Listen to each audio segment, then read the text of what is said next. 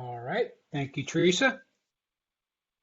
We will call to order the Town of Hilton Head Island Design Review Board meeting for Tuesday, April 27th, 2021. Teresa, are we in compliance with the Freedom of Information Act? Yes, sir, we are. Great, thank you. Will you please call roll? Yes, sir. Miss Lippert, Here. Miss Foss, Here. Mr. McAllister, Here. Mr. Karstens, Here. Mr. Molesky, Here. Mr. Gentleman, Here. and Miss Runke is excused. All right, thank you very much. Moving on to agenda, does staff have any changes to the agenda? Yes, Mr. Chairman. The applicant for Fat Babies and Dino's requested that he be moved to the bottom, to the end of the agenda at your all's permission. All right, does anyone have any objection to that? If you do, raise your hand. All right, may I have a motion to approve the agenda as amended?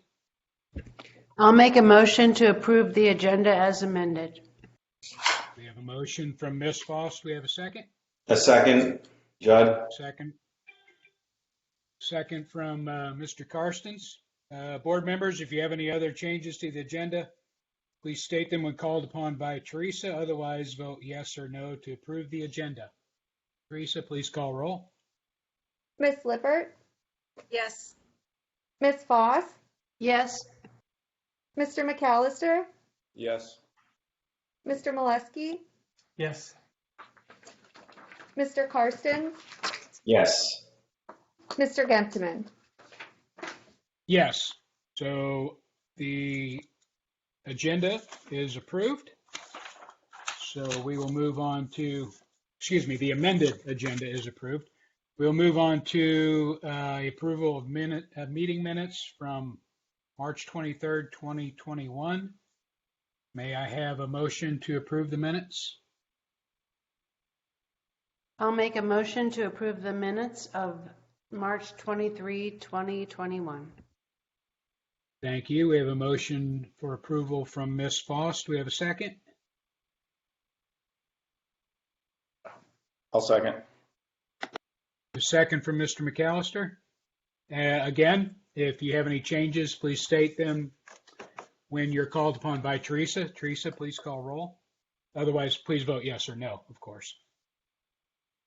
Miss Lippert, Yes. Miss Foss, Yes. Mr. McAllister, Yes. Mr. Molesky, Yes. Mr. Karstens, Yes. Mr. Gentleman. Yes, so meeting minutes are approved. Moving on to citizen comments. Teresa, do we have any public comments? No, sir, we do not at this time. All right, thank you very much. Okay, moving on to new business with the amended agenda. We have alteration addition for Lions repaint, DRB 000550-2021. Chris? Thank you, Mr. Chairman. The applicant proposes, the site is outlined in red on your screen. Running diagonally across the screen is Folly Field Road. To the left of the job site where the cursor is now is the old tennis court site. Behind the site, running diagonally sort of parallel to Folly Field, is Wimbledon Court, and we'll be seeing some pictures of the development on that road. And you can see Islanders Beach Park, right here, sort of essentially across the road from Lions, and then Islanders Club is right here. Is there anybody that doesn't know where we are? Please let me know or raise your hand. Okay, not seeing any. The applicant proposes to repaint the exterior body of the Lions Sherwin-Williams 6507 Resolute Blue and the trim Sherwin-Williams 7004 Snowbound. The proposed blue for the body color is not in keeping with the design guide. On page 16 of the design guide, under color and context, quote, earth tones must be chosen as the predominant colors, close quotes. The proposed white trim color does not comply with the design guide. Again, on page 16, under color, contrast, quote, exterior color schemes must avoid placing together colors with values that are highly contrasting, close quotes. And, quote, the use of black, white, or off-white is typically avoided and may be approved only for a very limited use where a high level of contrast is warranted, close quote. For these reasons, staff recommends denial.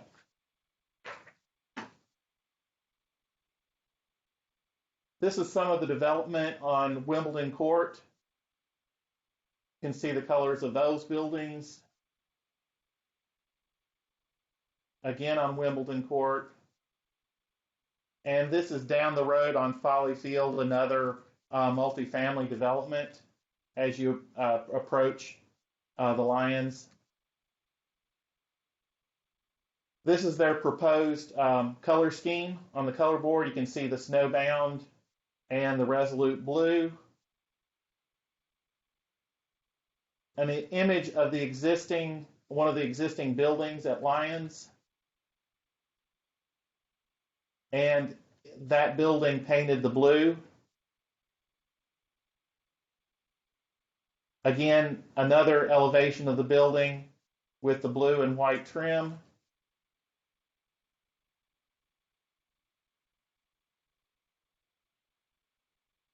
And that concludes staff's presentation, Mr. Chairman.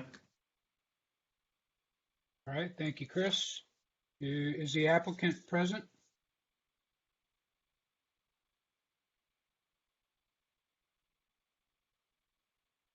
Nancy, are you on the line? Ms. Samus?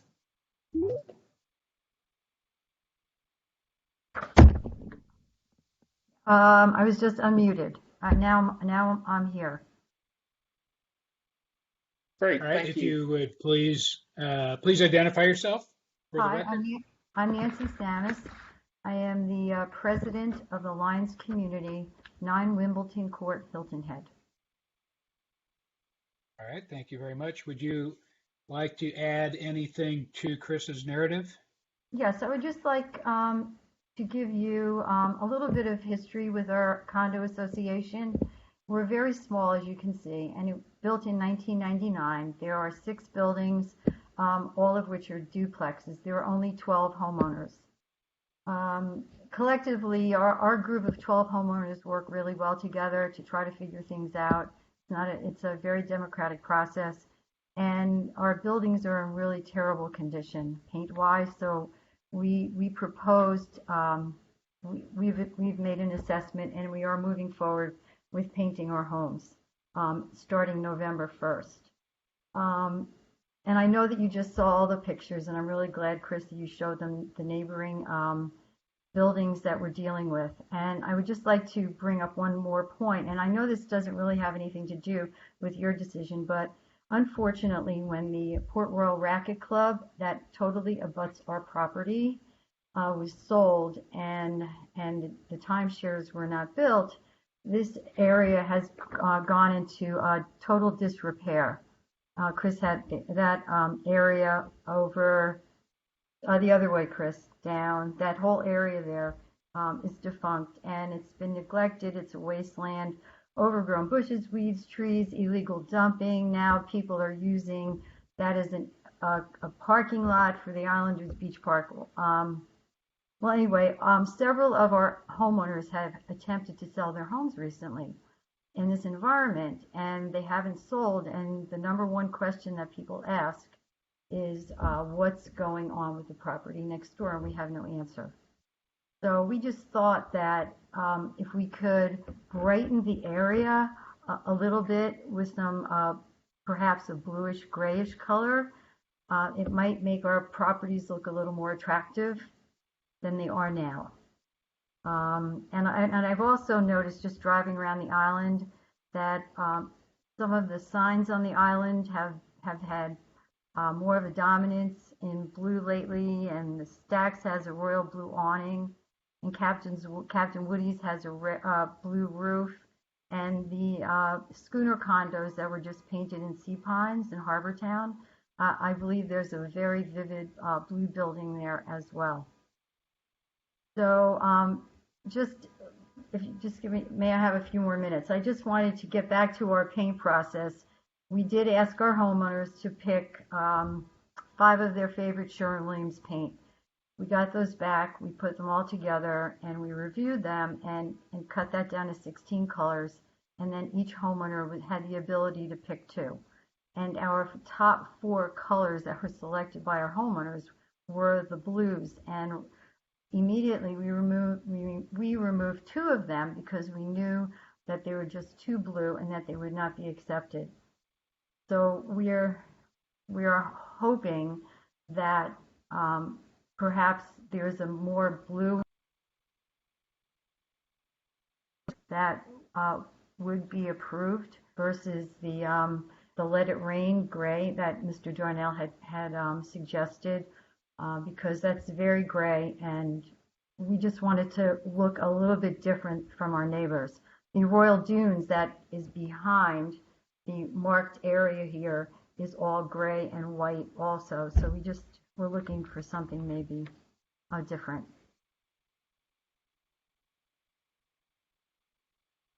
All right, thank you very much. If you would please hang with us, we're going to go through the board members, and they may have some questions for you. Let's start out with, excuse me one second, lost my place. Mr. McAllister, you're first. Thank you, Mr. Chairman. And thank you to the applicant for giving us a little background on how you got to the colors you selected and the process. I think what you've selected looks really nice, but unfortunately I can't see this as nature blending. Personally, I think it's close. The Resolute Blue is really close, but I think it needs to slide more to the gray for it to be acceptable. That's my take. I do think you probably need to reevaluate your snowbound as a trim color. You've got the lattice on some facades, and it's a lot, and I think it's going to read as pure white in the light. Again, I think it looks really nice. You've done a good job selecting the colors, but I think it needs to be a little more in keeping with the design guidelines and what we would call island character. So for that reason, I'm not going to be able to support the colors that are selected. Those are my comments. All right, thank you, David. Mr. Karstens? I'm going to have to coincide with Mr. McAllister and staff as far as the suggestion for maybe something that has more of a gray tone to it. And I also noticed that on your existing color scheme, it's almost, your trim is almost a darker tone, and that seems to be a little more muted. That might be a suggestion to stick with that contrast. And then finally, I think the stucco in your garage level, they probably need to be either the same or distinct from the main body of the house. Just seeing how much of a contrast that is in your after photo there for the side with the lattice. It's either, I don't know, initially when I was looking at from the roadside, I was thinking that lowest level could still be a different gray, but I'll allow my architect cohorts to suggest as far as how that reads. But knowing how, seeing some architecture and some of the homes built where that first level, especially when it's a garage, is a different color than above, and it helps to as far as the mass of the overall building. So.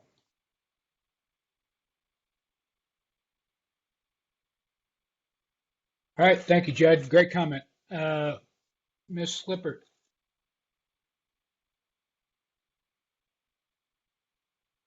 Okay. I completely agree with staff and the board members who have spoken so far. While in and of itself, I think it's a nice blue based on the guidelines. It doesn't go nature blending. I think also really presenting something for the stucco that is, I think, different. Again, I think what Judd just said as far as the massing, I totally agree that focusing on the stucco as having its separate color, whether slightly darker, and the white, it was just too white. That's all I have. All right, thank you, Annette. Mr. Molesky.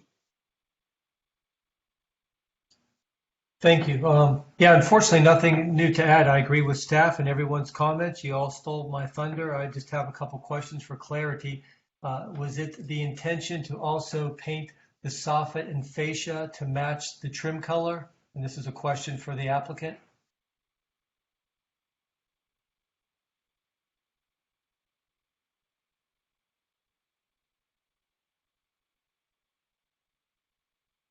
I am muted here. Okay, thank you. What was your question, please? The question had to do with the soffit and fascia. Were you intending to paint the soffit and fascia to match the trim color? No, because that is set in stone. It's all vinyl. It's white vinyl, the windows and the soffit. And I omitted that from my original statement to let you know that. Also, I believe that and I have to thank our other board member who had done all this work, putting this all together. I don't think it was our intention to paint past the white of the original windows. Our intention was only to have two horizontal white lines where they are present right now for the trim on the back side there.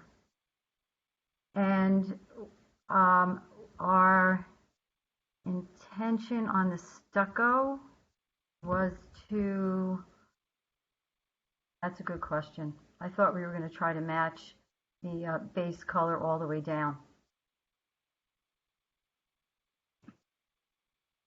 And on that same note, the lattice work, it would appears to be that's on the little infill sections there along the foundation where the arches are. Is that intended to be painted to match the trim?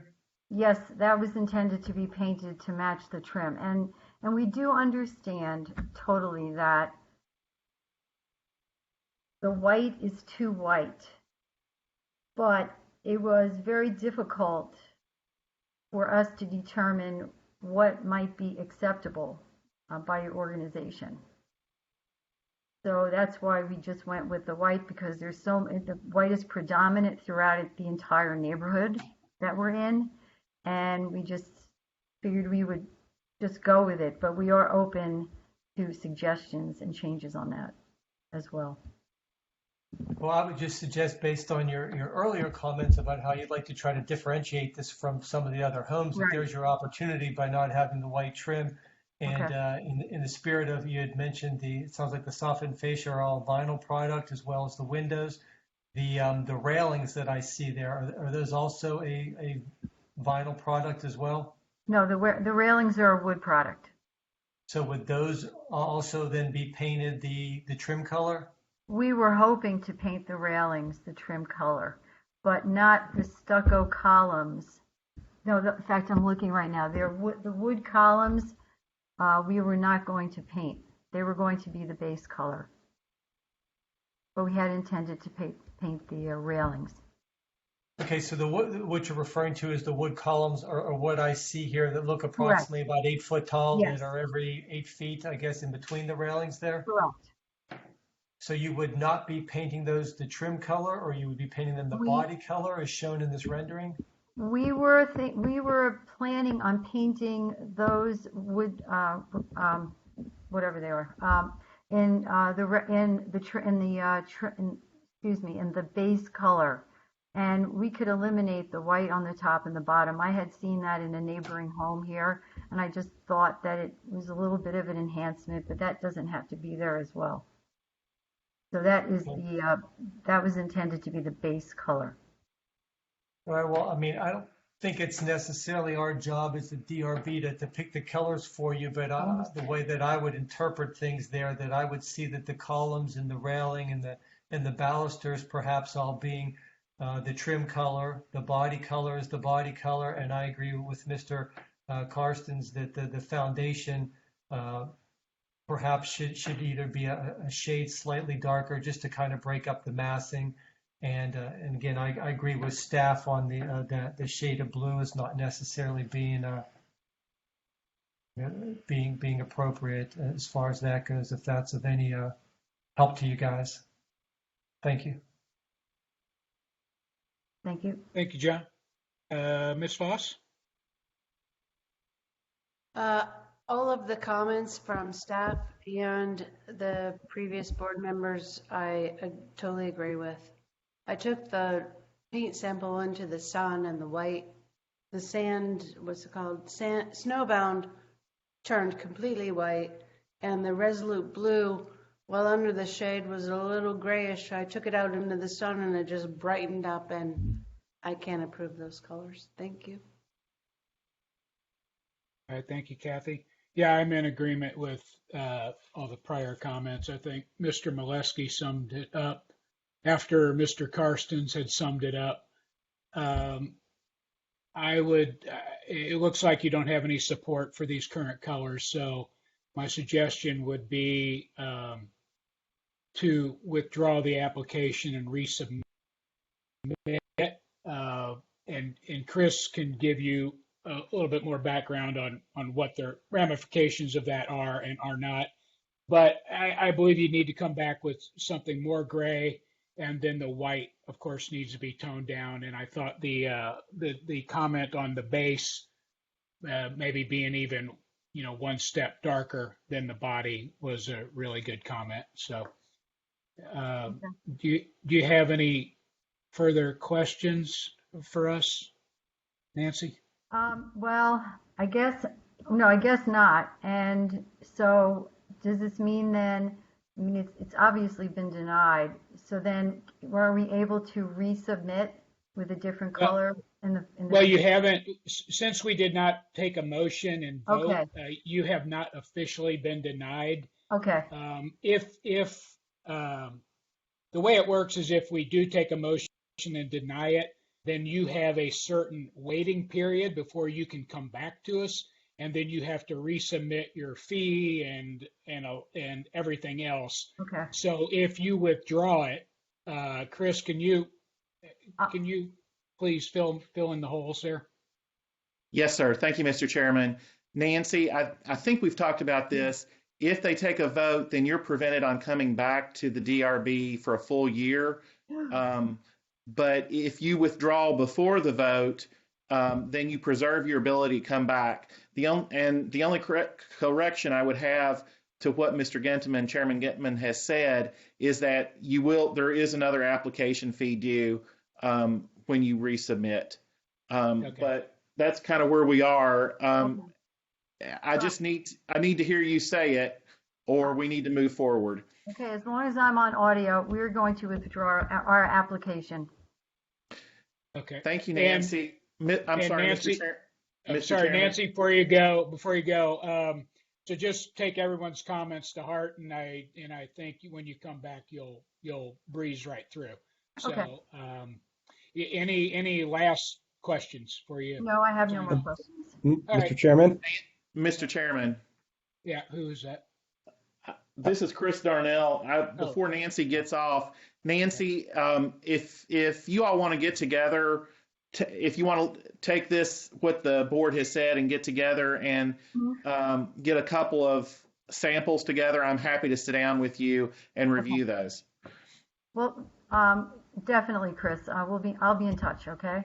Yes, ma'am. But I appreciate it. Thank you, everyone. Okay, thank you for your time. Thank you. All right. Make sure I got the current list. Oh, okay. As noted at the beginning of the meeting, Fat Baby's Courtyard is now at the end of the agenda, so we will move on to Smokehouse, DRB 000952-2021. Chris? Thank you, Mr. Chairman.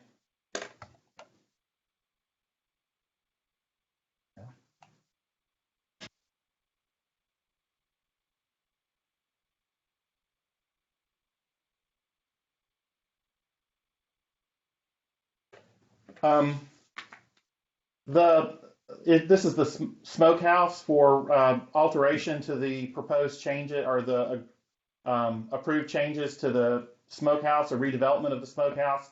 The site is outlined in red, as you can see. Palmetto Bay is running diagonally on the left side of your screen.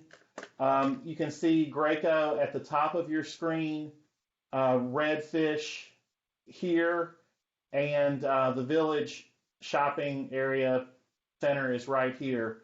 Does anybody not know where we are? Not seeing any, I'll move forward.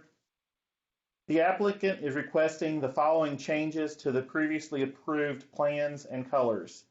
1, leave the brick veneer exposed and unpainted. The brick color mix is Walnut Creek by Statesville Brick. 2, change trim, fascia, and siding color from essential gray to alpaca, that's Sherwin-Williams 7022, to coordinate with the exposed brick. 3, change the fence detail behind the fireplace at the lawn area to a hog wire fence. Fence will be painted bronze. 4, paint the columns, beams, rafters, and fences to match the bronze color. Items were previously essential gray. Staff recommends approval as submitted. So you can see here the proposed that brick, that Walnut Creek already on the building. It was originally proposed to be painted, and you can see the structure going up now. This is the floor plan and site plan for the building. This was the original color board. And this is the proposed color board. Previous color scheme and proposed color scheme.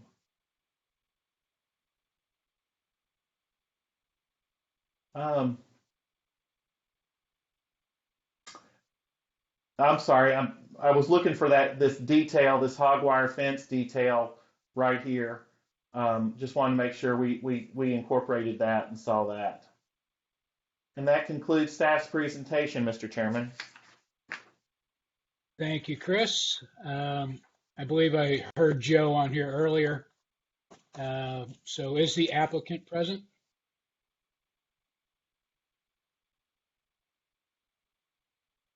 Yes, I am. Could you identify yourself, please, Joe, for the record? Joe DePaul with PDG Architects, the architect for the project. Thank you. Would you like to add anything to Chris's narrative? Sure. Yeah, as you recall, when we first came in for final review, trying to get approval for a deep red roof, kind of harkening back to the original restaurant that caught on fire. And so we kind of organized our color scheme to that red roof. It was a gray and gray color scheme that we were painting the board and batten and brick and different siding materials gray and letting the texture do the work for us across the building to complement that red roof. We were denied on the red roof and switched to a dark bronze roof and kept the same color scheme. And the idea behind the brick was it would be a framed brick and it would provide us a really nice texture to the building and kind of stick with our industrial aesthetic for the structure. Our intent was to buy an inexpensive brick and paint it. We bought the inexpensive brick, installed it, and really liked the look of it. Considering that we have the dark bronze roof and those two kind of have a little bit more of a, and the dark bronze has a little bit more of a brown tone to it, we thought it'd be really nice complement to that exposed brick that we've got out there. The brick goes really well with the existing brick chimney, and wanted to keep that brick exposed rather than having the gray color that we originally had planned to paint it.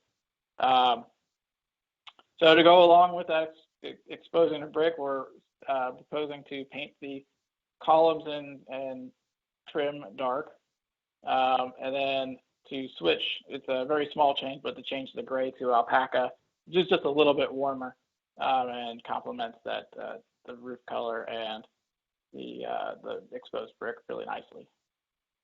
So kind of taking a holistic approach, looking at the colors with the exposed brick that we're asking you to allow us to keep exposed, and the dark bronze roof, and coming back with a kind of new exterior color scheme that's really kind of sticks to what we were originally wanting to do. Just tweaked a little bit here and there, and really is much more nature blending than the original scheme, which was a very light, almost white kind of gray painted columns, and had much more of a light colors in it. So compared to the original approval, this new scheme will be much more nature blending. All right, thanks, Joe. Well, hang with us. We're gonna check in with everybody. Just to let everybody know, I went by the site, I don't know, 3 weeks ago probably, to look at the brick, and the brick is reasonably close to the brick that's on the fireplace that remained, the outdoor fireplace. It's not the same brick, but the two bricks do not touch anywhere that I saw, and they're to the unless you're looking for it, you probably won't notice it, that they're not the same brick. So I agree with everything Joe said. So I think it looks good. But we'll go through we will go through the order here, and we're going to start with Mr. Karstens this time.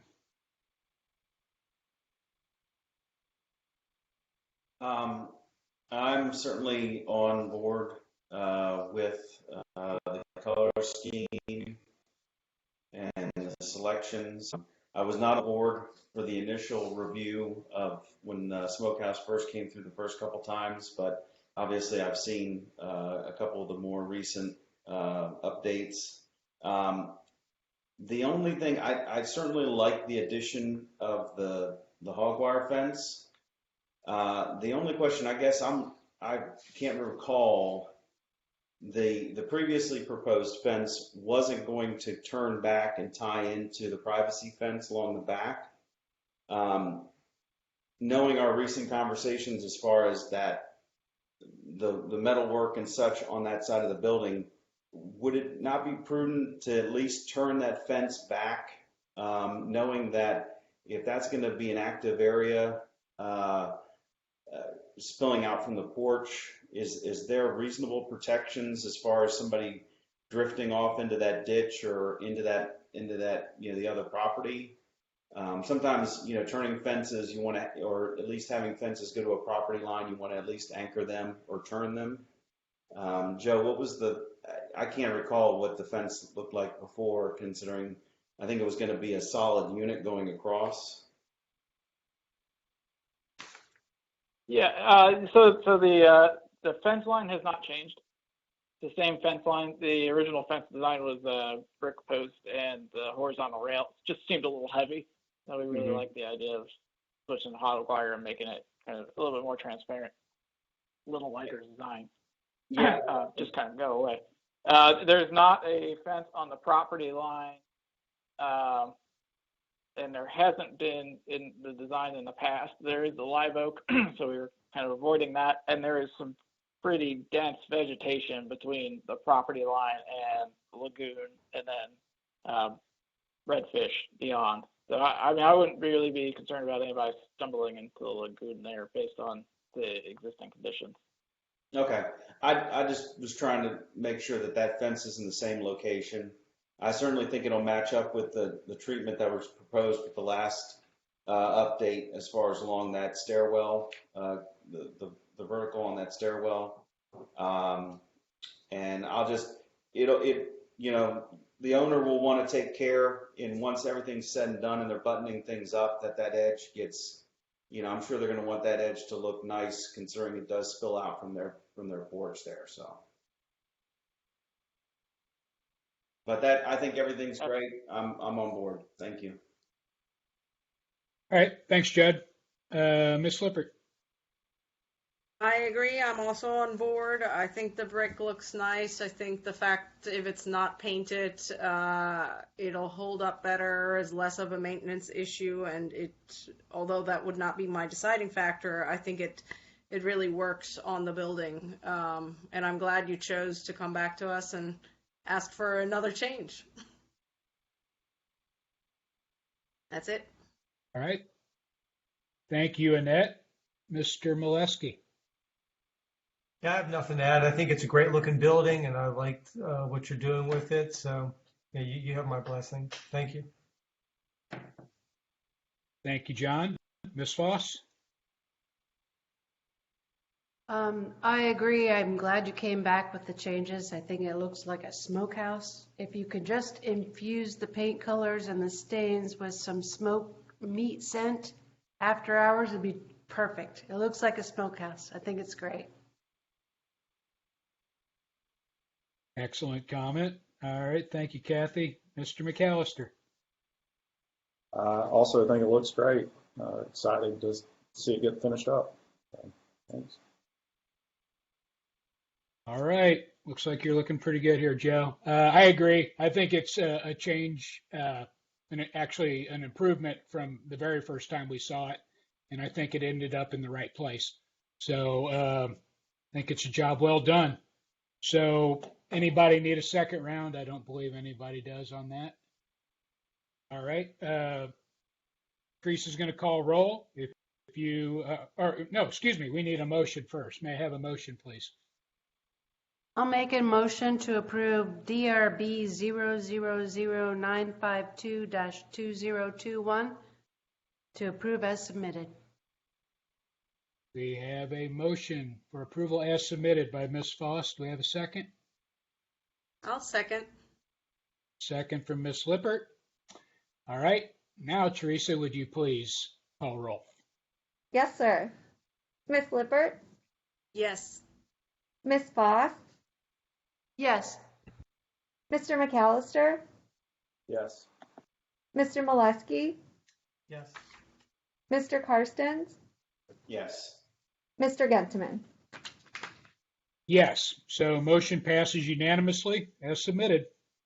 Thank you, Joe. And it looks like we got you for another one here. So hang tight as we move on to the next agenda item.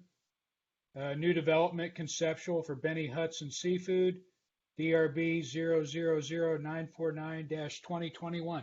Chris. Thank you, Mr. Chairman. The site, again, is outlined in red. You can see to the north, towards the top of the page, is Bermuda Point subdivision. Squire Pope Road is running diagonally there. Does everybody know where we are? And if not, let me know. Not seeing anybody, move on. The applicant is proposing the redevelopment of Benny Hudson Seafood.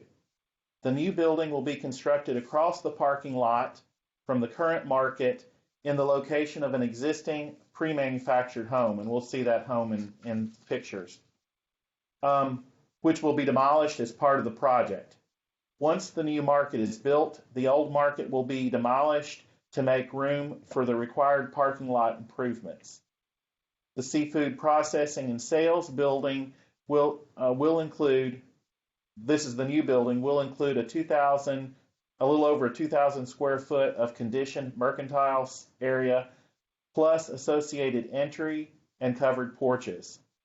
The delivery area behind the building will be screened from view by a wooden privacy fence. The parking lot will be improved as necessary to bring the required parking for the market to the LMO standard to include handicap parking. Staff comments should be addressed for final approval, but staff recommends conceptual approval with staff comments attached.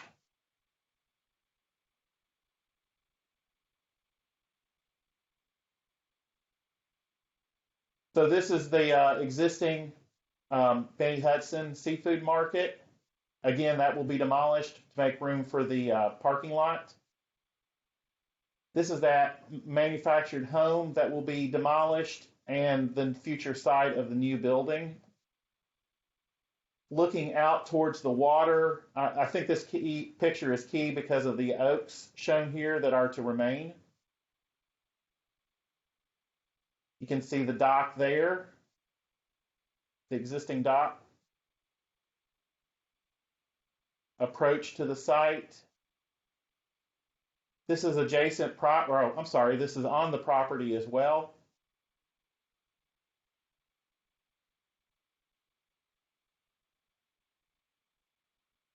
More buildings on the property.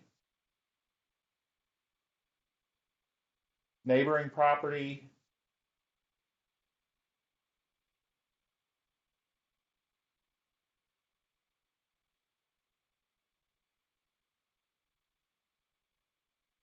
In more neighboring property.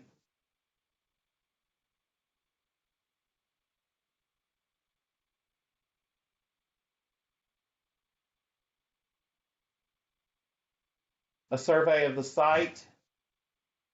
You can see the boat launch as well as the dock here.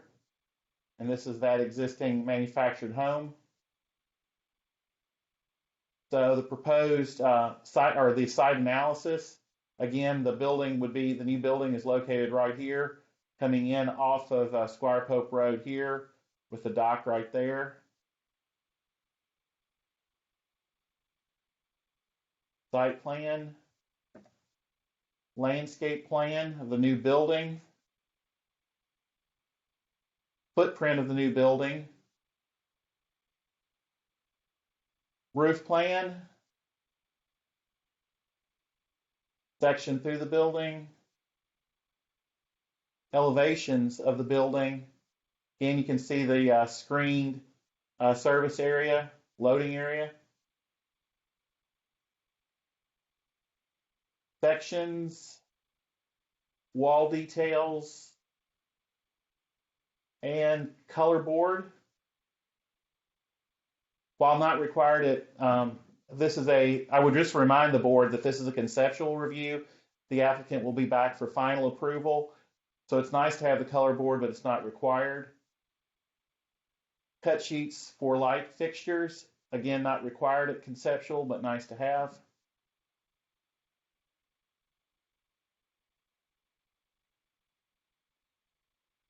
Ceiling fans.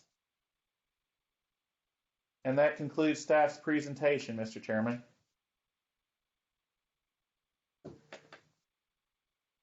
Thanks. Hey, Chris, could you highlight a couple of the staff comments? You said staff would like included. Can you just hit on a couple of those for us? Yes, sir. Happy to.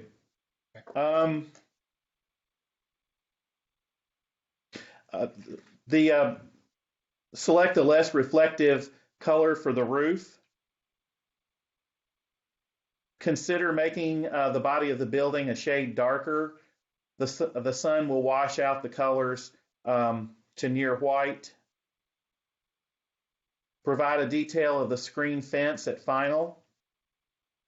Provide a lighting plan with temperature and foot candles for all fixtures, including those mounted on the building at final. Provide tree protection plan for oaks at water. Include how the area under these trees will be treated in the landscape plan. And then there's several staff comments regarding tree protection zones located within, for any tree located within 25 foot of the proposed grading.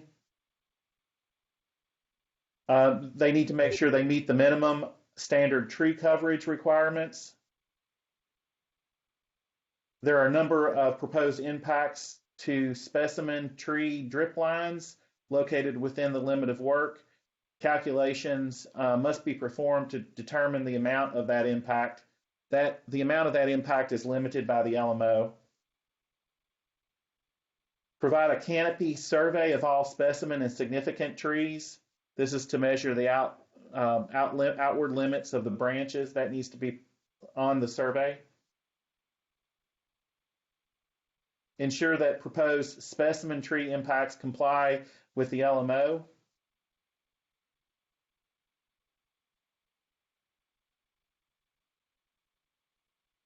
I'm sorry, I'm just trying to summarize. Yeah.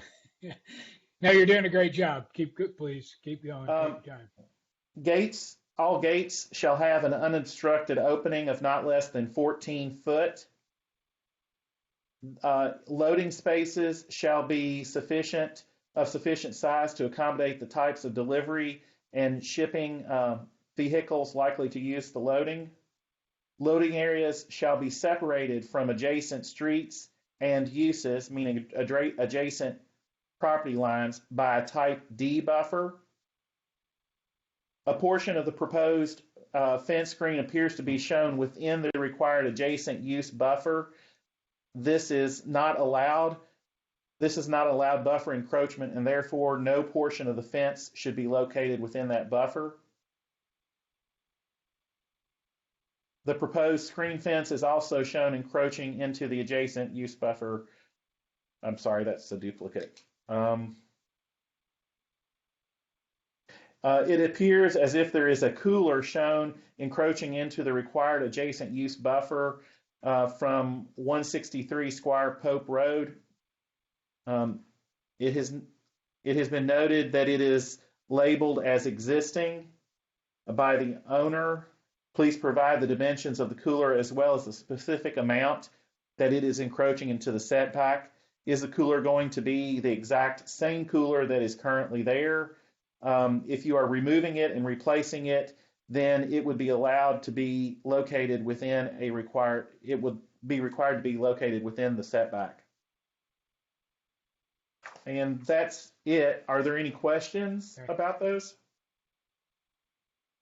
Well, we'll see as people take their turn here, but that was good to get that out, because a lot of it has to do with the fence and the site planning and the truck access, and just so that's been noted, and unless it's pertinent to someone else's comments, we don't have to repeat that. So thank you. Well, Mr. Chairman, staff is suggesting approval with, just to be clear, with the comments attached to the NOA. Staff comments. Correct. Okay. Yes. Okay. Let's see. Okay. Thanks, Chris. Joe, would you like to add to the narrative? And please identify yourself again, please. I'd be happy to. Joe DePaul with Parker Design Group, architect for the project. Benny Hudson's Seafood has been around for 5 generations, serving Hilton Head. We are looking to build this new building and really set them up to serve generations into the future. We're building along the dock, or it's a seafood market, and we've tried to select materials and design aesthetic that really harkens to both of those and complements its natural surroundings. The color scheme in general, I think Chris's comment about the staff's comments about the trim color being a little bit light is fair. We will, these are conceptual colors, and we really need to get you guys a actual stain sample of the stain that we're going to use to really hammer out what those colors are. We're still working on that.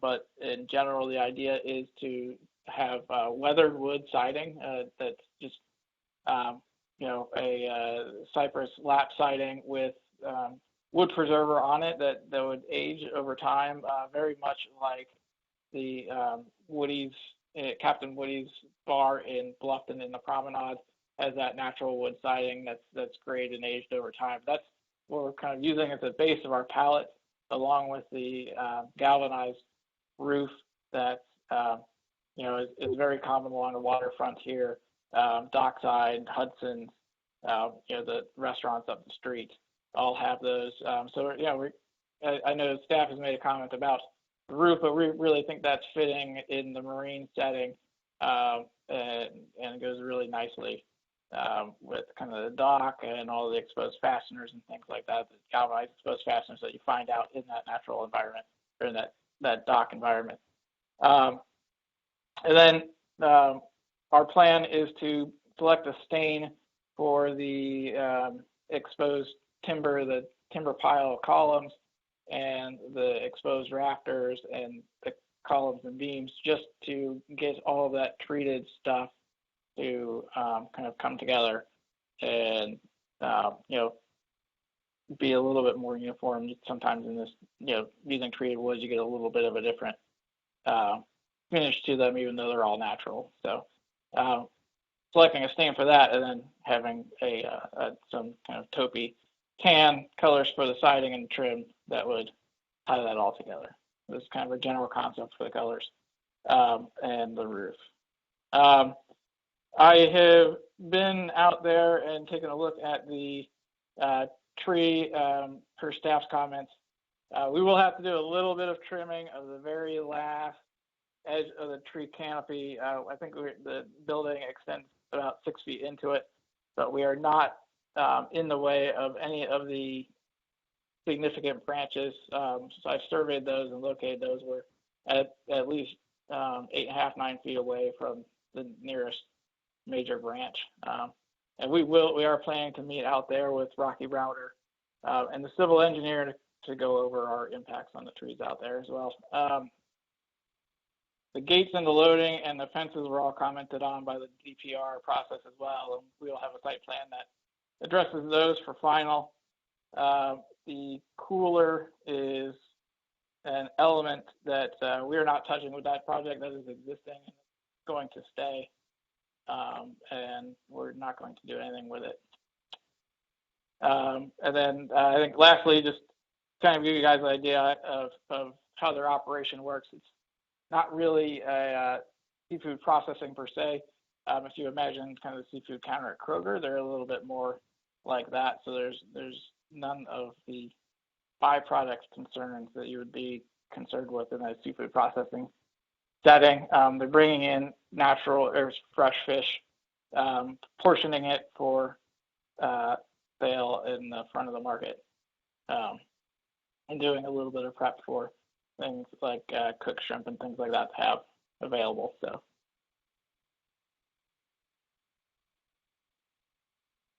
All right, thanks. Joe, everything's okay as far as flood height in the building? Yeah, so we're going to set the building at 13 feet. We are in, I think, believe it or not, an X zone where the building is. So that is? So really? we're required to build to 11. Yeah. I believe so. So we're required to build to 11 for the LMO. So we're 2 feet above that. Okay, great. Just wanted to make sure it didn't come back, 3 feet higher next time. So, absolutely. Yeah. All right. Okay, hang tight, and we're gonna run through the gamut here. Let's see here. Mr. Molesky, you're first this time. Okay, lucky me. No, everything looks good. I'm very familiar with the site and definitely spend some time and money there, so I'm excited for the improvements. I wish I had more to offer as far as what you've already shared with us.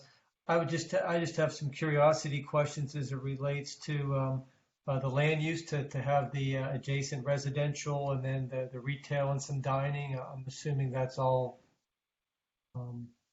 within the approved land use for that area there. Yes, we've submitted for pre-app, and we've worked all that out with planning. So that is all. Everything we're doing, and our adjacent setbacks are 30 feet based on our use and the adjacent use. There's no dining. That outdoor porch is really for mercantile, and really it's a place for kids to sit while their parents shop. No, I enjoy everything you guys do, so I'm looking forward to seeing how this comes together. But I'm liking what I see so far. So thank you. All right. Thank you, John. Ms. Foss. Thank you. I'm looking at the color boards, or the color board. You're planning to do the natural treated wood, where is it? Natural cypress siding. Is that on the lower part? And then the board and batten siding is on the gable? Is that correct? That is correct. The board and batten will be limited to the gable ends. All right. I'm going to agree with staff then that I think that trim and fascia and the board and batten might be too much of a contrast when you put in the window and window trim colonial red. I think the colonial red looks great with the natural cypress siding, but I think I would like to see that the board and batten and the trim darkened up. And I'm in agreement with the roof being too shiny. Other than that, I agree with all of staff's comments. Thank you. Thank you, Kathy. Mr. McAllister.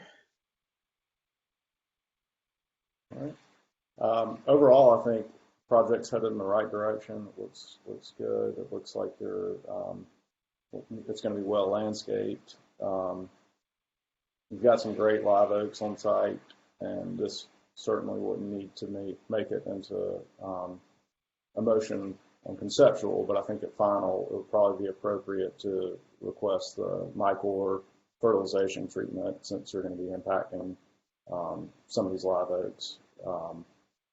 We've done that in the past, but I think that would come as a condition at final.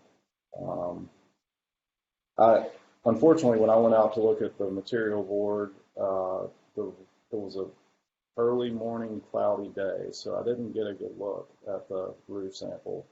From what I saw, I'm not necessarily against it, but I also feel like I didn't get a good look at it. So right now, I'm kind of going to lean on some of my board members who hopefully got a good look at it. I know Ms. Foss agreed with staff. At this point, I can't say confidently one way or the other. So I'm going to lean on my board members for that. And other than that, I agree with staff comments, but I think it's a great project and heading in the right direction. Thank you, David. Mr. Karstens. I'm obviously on board with my colleagues thus far. I think, from the elevations and overall plan, I think it's a wonderfully scaled building, and I certainly love the touches. Joe, do you happen to know how much room you have for those bike racks that are being shown adjacent to the porch and between the porch and the driveway? I do not know. My only thought is I'm a little concerned about how tight it is, especially with the backing out of the parking lot and the driveway. I might recommend that you and Pat look at the locations at either end of that hammerhead, maybe as alternatives, especially maybe even the one on the lower side since it's so close to the front steps. And that would just require just a little bit extra of your pervious paving potentially. And then that way it would get it out of the driveway and get it out of any potential conflicts there. Considering there's an adjacent residence, I think we have to make sure that connection, that driveway connection with your roadway shows up clearly and that there's no conflicts with some of the street trees proposed. In that same area, I think there needs to be planting on the end of that parking island next to the handicap parking. And then my final comment would be that gravel parking edge, that whole edge on the northern side of the plan for the parking.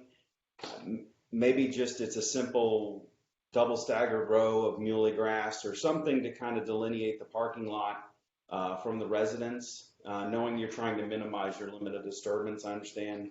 But I think it would help to create a nice boundary between the properties and just something soft. It doesn't necessarily need to be evergreen shrubs. I just think a hint at the grasses that y'all are using throughout the property would be great there. And that way it kind of locks in that parking area and kind of gives it a sense of place instead of, meandering off into the adjacent residential. And like I said, that bike thing, it's as much about a safety as it is an appearance across the face of that building.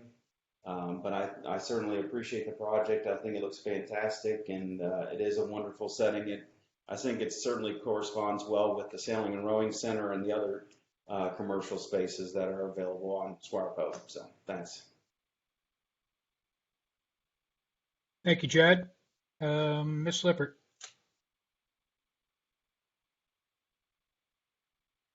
Thank you. I agree with the comments so far. And I guess I do want to get back to one of the ending comments you made about it not having the typical sort of waste product, which one of my comments was, is there going to be a dumpster on the site? And if so, when, where? I mean, and if you could speak to that, Joe. Let me.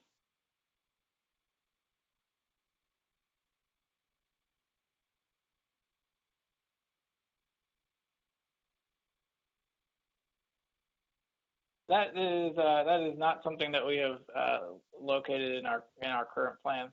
I don't think that they have a dumpster at the moment in their operations, so that would be something we want to talk with the owner and figure out what their process is and what they require to make sure that we accommodate those needs and don't have bags piling up next to the building. Okay. We will certainly address that. And sort of in line with the workings of the building, I mean, that is the approach as one's driving up to the building. One is seeing that loading area.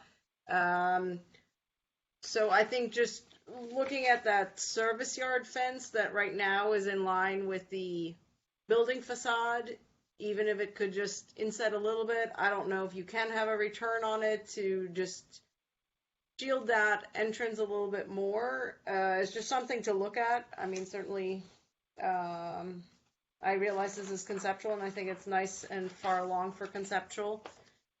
Looking at the facades, I'm glad that you mentioned that those pile columns are timber. I couldn't tell that from the drawing, so I may have missed it on a note somewhere.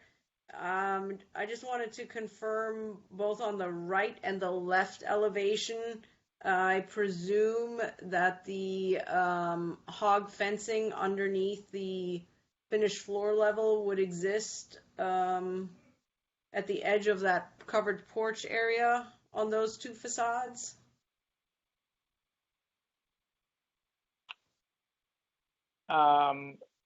Not so the building is a slab on grade, and the ramp is planned to be concrete, and the loading dock ramp is planned to be concrete. So those wouldn't have the hog fence, but the porch is framed and will have hog fencing all around its foundation. Okay, so it's just these little two sections on the right and left elevations towards the center of that page, where I guess I would presume that it would turn the corner from the, exactly. Yeah, I don't know why that's missing from the drawing there, but that will have hog fencing as well. Okay, perfect. And as you're bringing up the concrete foundation, I think that needs to have a scratch coat finish of stucco or something on it, so that it's not just an exposed concrete. And then my final comment as far as the elevations is just taking that rear elevation. I realize it's the rear elevation, but still just having an even-handedness. The other three elevations are quite evenly treated with details, and even something as minor as bringing a couple of vertical trim pieces to break up that long wall of siding, I think would go a long way to bring it in line with the other elevations. Let me just flip through my other pages to see if I had any other comments. I think that's it, though. That's the additional comments that I had. Thank you. All right. Thank you, Annette. Yeah, I think it looks great. Judd, Mr. Carstens has brought up the mention of scale. I think it's a really nice scaled building. It's got a lot of nice detail in it. So I think for a conceptual package, you're ahead of the game. And it looks great. I have no criticisms. We didn't get a lot of feedback on the roof color. Anyone besides Ms. Foss have any comment on the roof color specifically? Good, bad, indifferent? Well, I'm going to say, I know that on past projects we have felt that those are too shiny. I'm going to go back and look at Hudson's and those to review one more time before I sort of feel like I weigh in my final. But I guess leaning towards that it's too shiny. Okay. What about John? What do you think?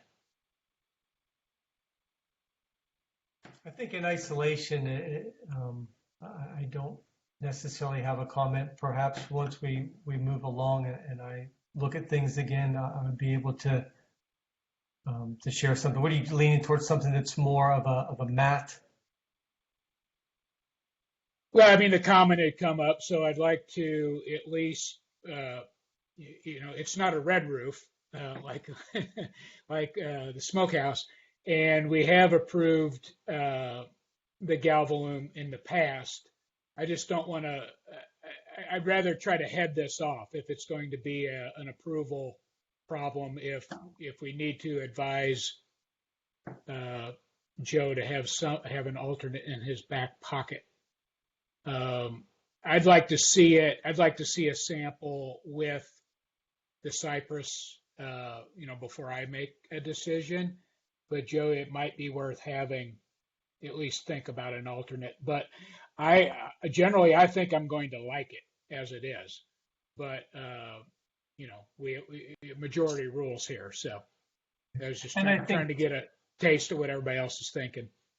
And given the use of the building and everything, it seems to be kind of fitting and appropriate, and especially if if the lighting reflects, at least at that little sample there that I'm seeing there that has the galvanized lighting, that might just be enough to a nice little subtlety to tie it all together, and again for the use of what it is, I think it would look great. While I have the microphone here, I was going to ask for that house that's to the right. Has there ever been any discussion into relocating their driveway so they're accessing that home? Is there another, right of way or easement that doesn't bring them through, or is that the owners of the market's residence, and that's why they like that connection? That is the owner's residence. There's that. You look at the top of the drawing. Says gravel access to remain that runs to what is the only rail run that lift in our area to get boats out and do maintenance, and that runs to a gate towards the street next to that house in the top right corner. So there is access in that way.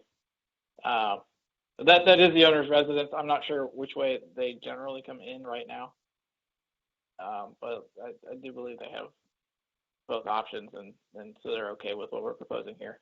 Okay, yeah, I didn't notice that until Jed brought up about the trees that look like they're proposed to be planted right where the driveway was. So I didn't know if that meant that they were abandoning that drive, or sounds like no, they're not abandoning the drive. I'll provide clarification for you guys at final on that one. Thanks, son. Thank you. I think they are abandoning it, but I'll confirm. Thanks. All right. Does anybody else need a second run at this? All right. And again, remember, this is conceptual, and more information than typically we get in the conceptual.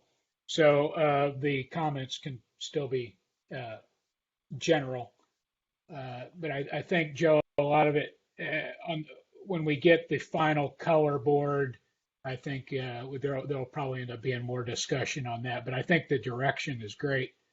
But take to heart the couple members who have commented that maybe the trim needs to be a little shade darker, and the roof will probably be a topic of discussion. But I think we have plenty here to get you conceptual approval. For whoever would like to make a motion, if you could please include the staff comments sheet. You do not have to repeat all the staff comments, but just make reference to the staff comment sheet. Would anyone like to make a motion? I would like to make a motion to give conceptual approval with staff comments attached and also including dumpster details and the details on whether the owner's existing driveway will stay or go away. Thank you. Sorry, that's on DRB 00094922021.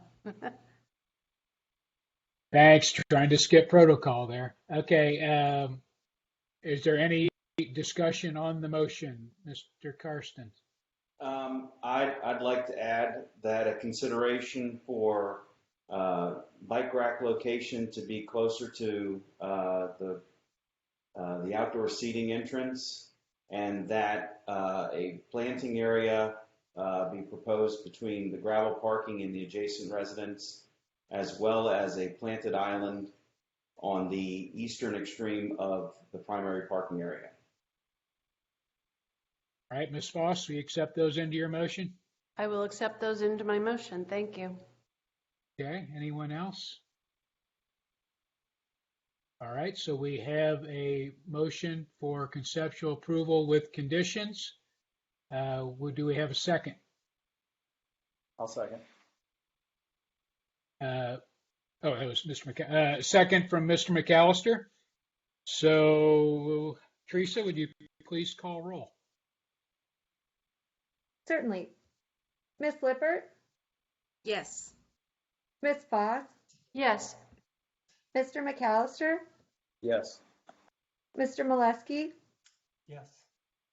Mr. Karstens,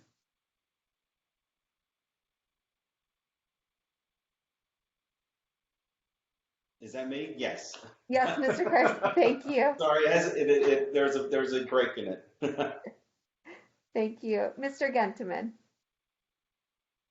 Yes. So passes unanimously. Well, looking forward to seeing the next step, Joe. Thanks. Thank you. All right, so now we're moving on to, make sure I get this straight. Starbucks, Pope Avenue, DRB 000951-2021. Chris. Thank you, Mr. Chairman. Again, the site is outlined in red on your screen. Running diagonally from the top to the bottom right is Pope Avenue. You can see the Presbyterian Church and the Catholic Church. The Catholic Church is that half round circle of a building you see at the bottom of the slide.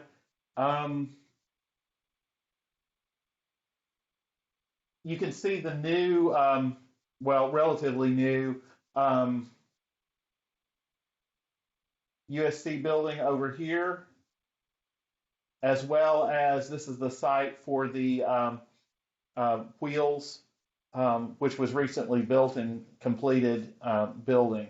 Does everybody know where we are? And if you don't, please let me know. Not seeing any, we'll move on.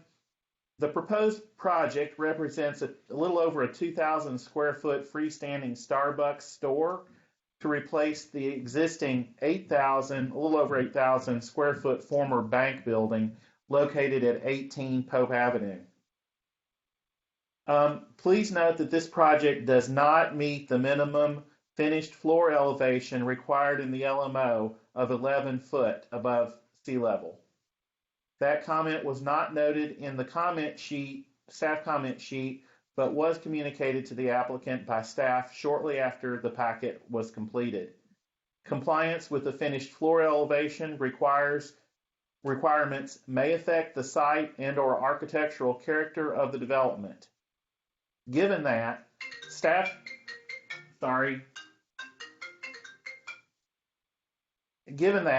recommends conceptual approval and asks that staff comments be attached to the conceptual NOA.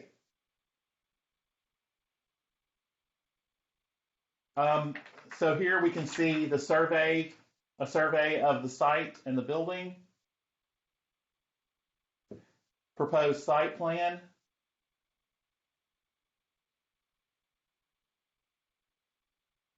Again, just the proposed site plan with the way the drive-through window will function.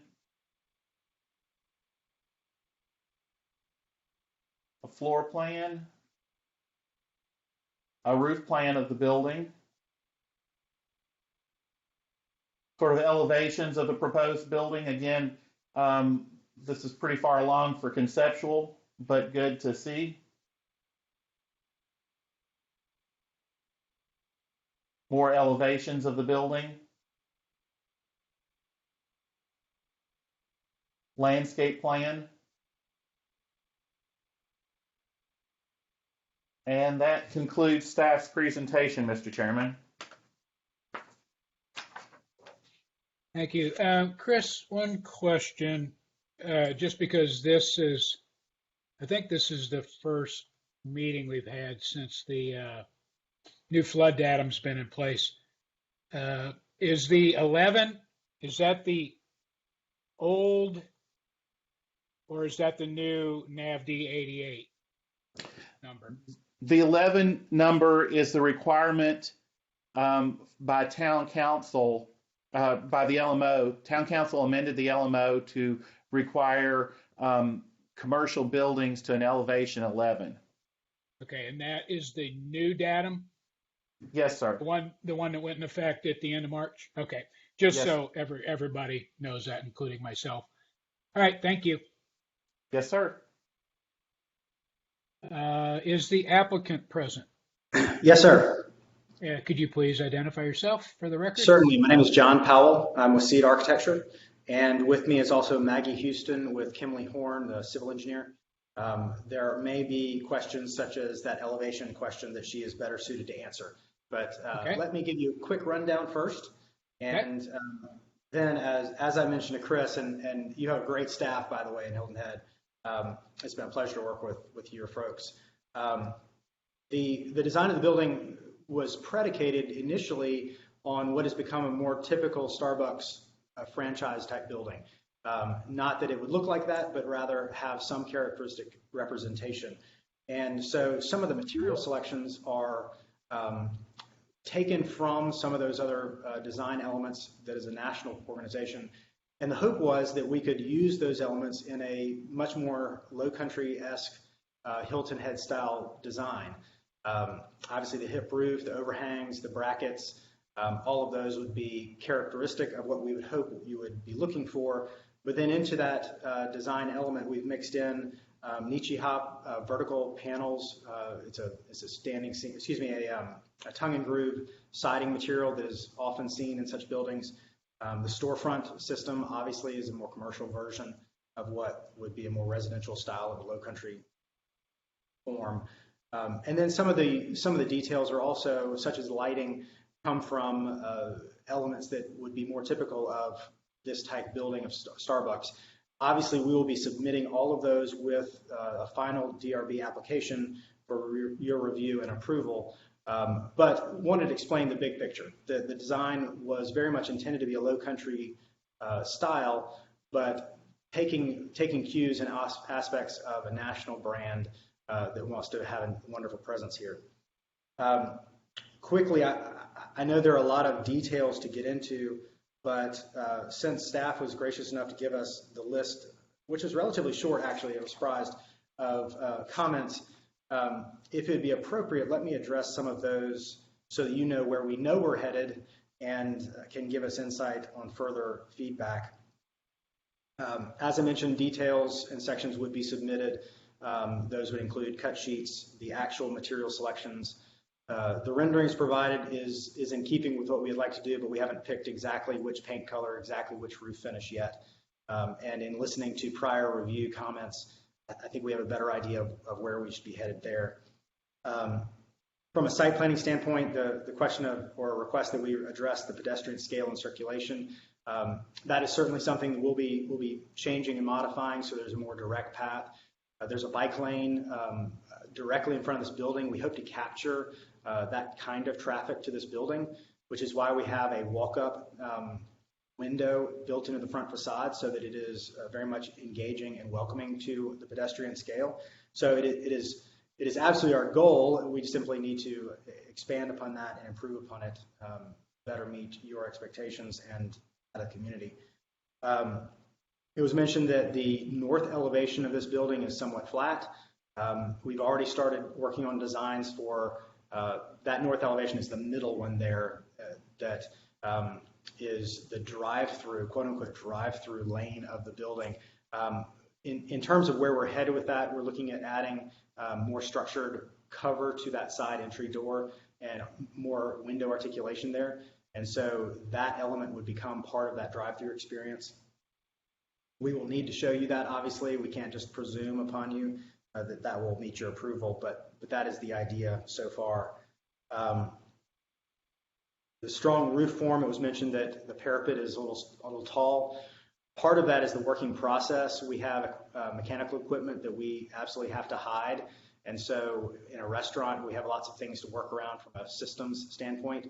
And so as we know more about exactly the equipment that goes in there, we can bring that down. But just to answer the simple question, yes, the parapet and in fact the overall height can be reduced and be more in keeping with the scale. Decorative lighting I've already mentioned, and color temperature, of course, we can match that 3000 K. And then I did have a question about the accessory elements. Typically, you'll see a branded signage package for Starbucks. They have signage around their properties. They have very standard rail systems and other details. What's shown here is their standard details. And really, I just welcome your input on how to best address this comment. We're certainly willing to design it to Hilton Head standards and expectations. But if you have a nuanced view of that with regard to branded or typical systems, I'd appreciate that guidance. And then last, there's a lengthy section on the landscape and even the sidewalk. Obviously, the landscape plan doesn't take into account specific plantings that are listed for you. We will have to revise that almost entirely, and we know that. That will be submitted with final to make sure that we have all the correct plantings and addressed. Another thing, actually, if you could click back to that site plan, I did have one more other question that I'd welcome the board's feedback on. There's the natural resource protection line item for maintaining that side. That's a perfect one. Right now, there's a sidewalk running across the planned south side of the property, and the attempt is to stay as far away from some beautiful oak trees that are there now. That sidewalk connects the parking lot area in the back of the property to the front. With a drive-through circulation pattern, it's better to take folks from a pedestrian standpoint around the drive-through rather than through it. And so we would like to work on how that is addressed and how that's done. But as you're looking at this, and especially that particular comment, the comment was to delete that sidewalk entirely. I would prefer to find a way to maintain and protect those trees while also preserving some sort of walk path there. So if you have suggestions, guidance on how we might achieve that and meet your expectations, I'd appreciate it. Otherwise, we will do our best to meet the guidance that we've received from staff. That's lengthy. I was trying to just give you our perspective on some of these things.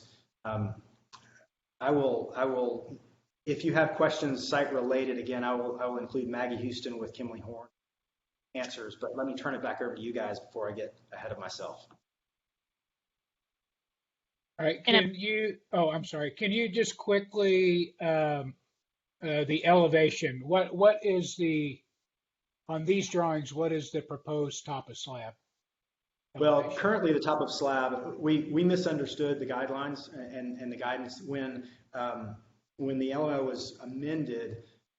We presumed that our existing elevation, which I believe is 9.8, would have sufficed for the FEMA new flood map. However, that 11-foot minimum was voted on and approved. And so I believe we have 16 inches to accommodate.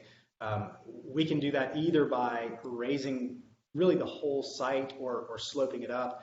Drive-throughs don't help us in that regard. Or we can look at floodproofing the building. That may be more suitable in this case, though we would welcome your input on exactly how that's best done in the Hilton Head area. But yes, we were made aware of exactly how that was interpreted after submitting these documents, and so we're still working on exactly how to resolve.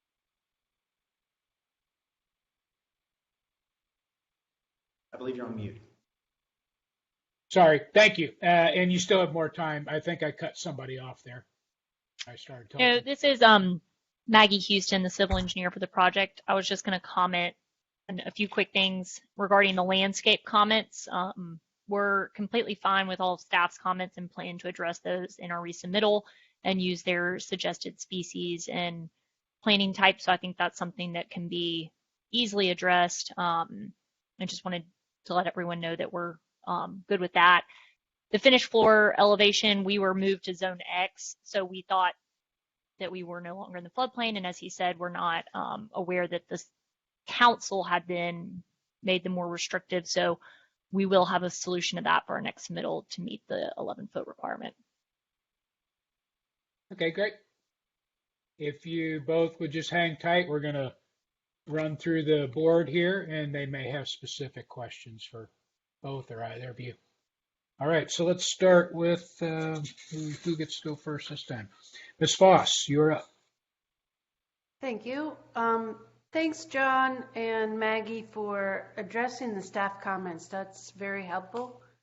It gives the rest of the board a chance to comment on your questions. I also agree, John, that we have a very good staff on board. I think the building looks great. I am curious to see how you're going to address that extra 16 inches. I think that's all I have. Thank you.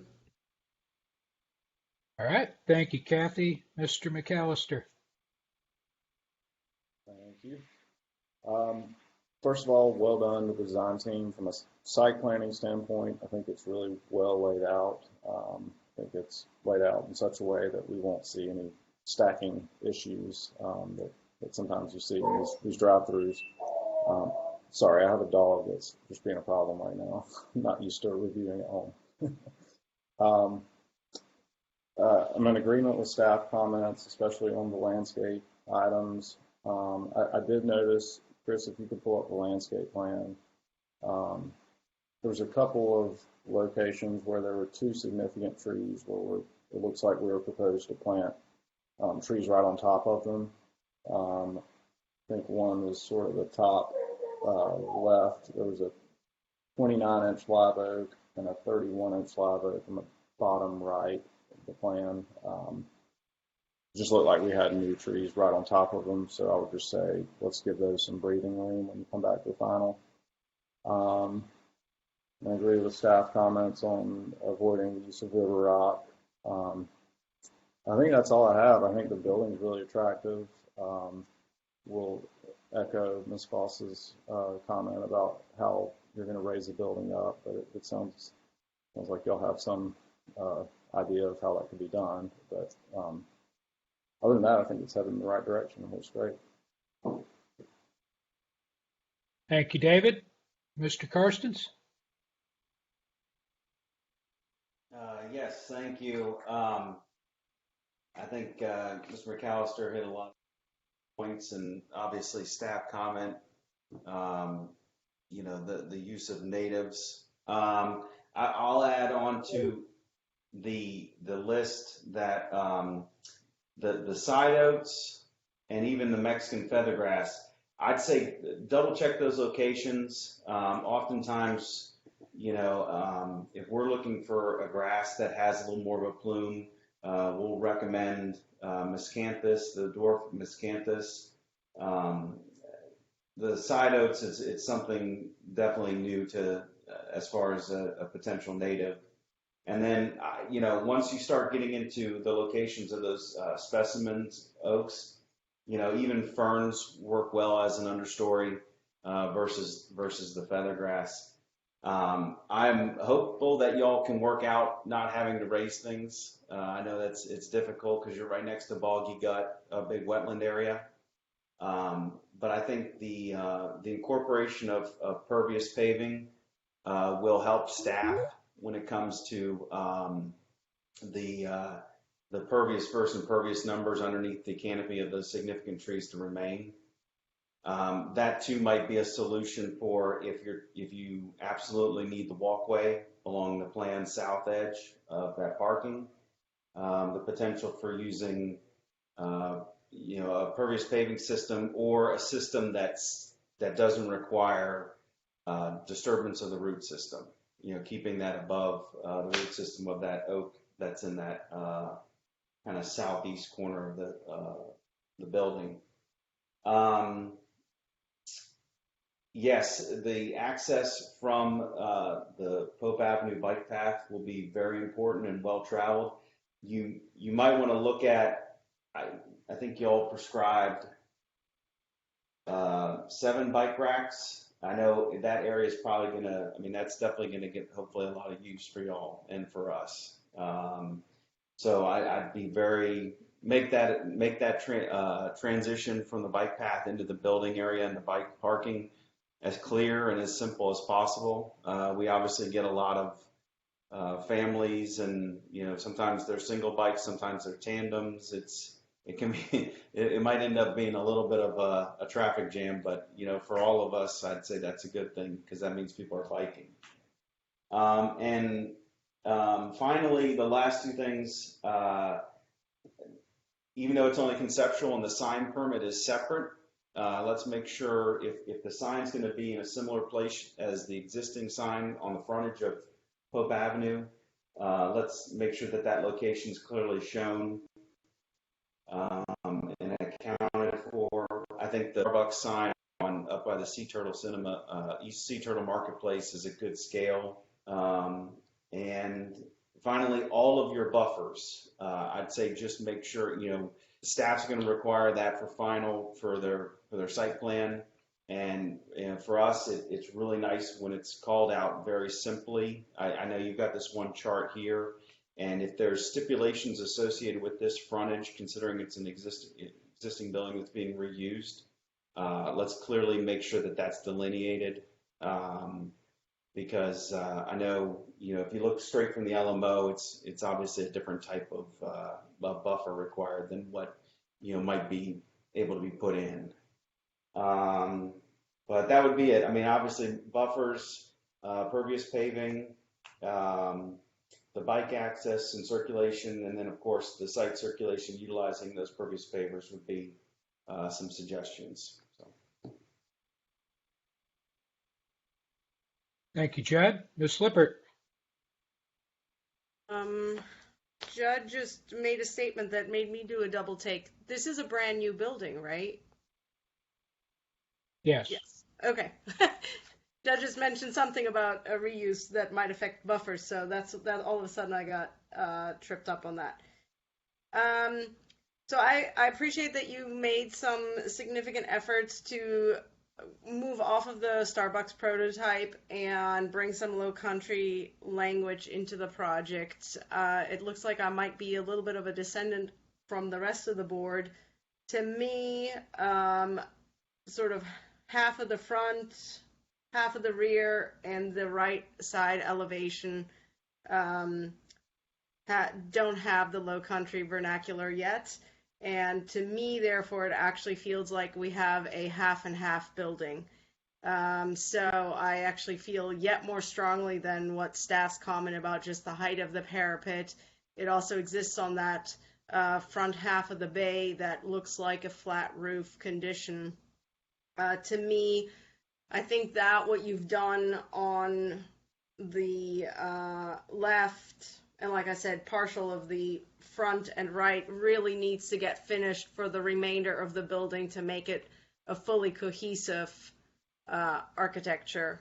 I realize that pushes you even further off of the prototype, but I do think that that's vital, at least for me, to be able to stand behind an approval. I think I'm glad that you've mentioned that you're already looking at some of those options. And yes, the RTUs, of course. I mean, I realized, if you did a mansard roof, you could still tuck them behind that. It would be the same height and would still allow you to get into that vernacular a little bit. And then just because of how visible this building and everybody's driving around it, looking at some of the details of exactly, I realize, again, I totally get your conceptual, but the ladder, could it start up higher so it's less impact? Where are your service? Where's your electric meter going to be, your gas meter? How will those get shielded? Details of the service yard. Those are things that we're going to be looking for at final. And I guess I'm presuming that the elevations are sort of the latest iteration versus the rendering. Is that correct? Because the rendering has horizontal siding still? Sorry, yes, I believe so. I believe the elevations of the vertical is more correct. Okay. So yeah, I guess for me, the crux of this project is really that front right bay on the front elevation and everything that connects to the right elevation to become more low country for me to feel comfortable to approve it at final. That's all I have. Thanks, Annette. Let's see, Mr. Molesky. Thank you. Can you jump over to the site plan and maybe specifically point out to me where the proposed bike racks are to go?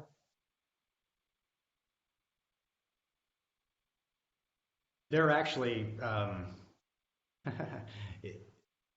as you think, Front of the building, kind of bottom left. I don't know if that left up. Sorry, it's kind of like I'm pointing at it. That doesn't help. If you're looking at the front door, it'd be directly to your left, coming. Yeah, right there. Right here. Right here. Yep. So, as a consideration, again, and this is just throwing this out as somebody who spends a lot of time in this part of the island and rides his bike a lot with their kids and stuff.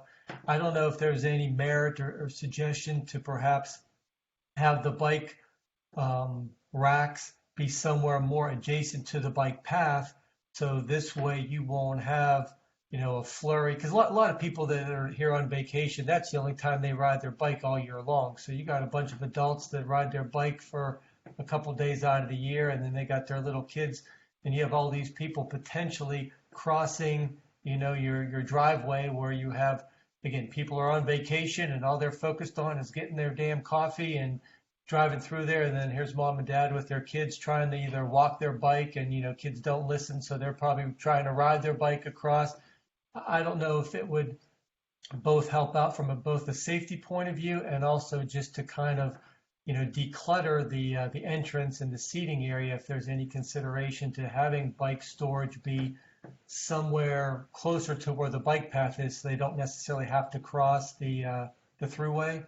For what that's worth, I don't know if you guys studied that at all or entertained that We can question. take a closer look at it. The one thing to note is if you're looking at the site plan, a lot of that frontage is actually right of way. And that's why we had to reduce, kind of work with Missy on the staff side to reduce the buffer to kind of the existing pavement line because there was large dedication. So that line that you see kind of through that front, I guess we'll have to see if we can place them in there. So we'll work with staff and make sure that's feasible. Just a suggestion as far as that goes. Let's see Definitely. what else. And then you had mentioned, I think, John, the sidewalk there that kind of goes. I'm assuming that all the parking spaces in the back are maybe more or less for employees, and it's just a safe way to get them walking around the building. And it looks like you have some parallel parking there, kind of adjacent to that proposed sidewalk.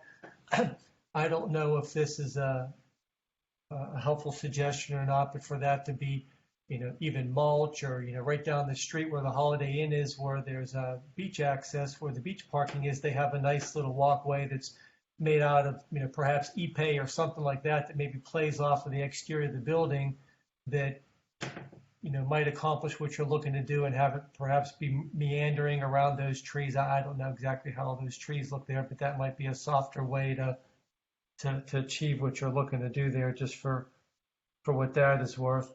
And other than that, I like how things are looking, and I get the comments on the one elevation there that's so long with the flat roof, but like you said, you're already aware of that, and I'm sure you'll come back with some type of faux metal pitched roof or something like you have in that other elevation, just to break that up and maybe just slap on some type of little hip element like you have on other parts of the elevations. And I'm assuming all we're trying to do there is just hide the mechanicals that would be placed up on the roof then? Is that kind of the goal?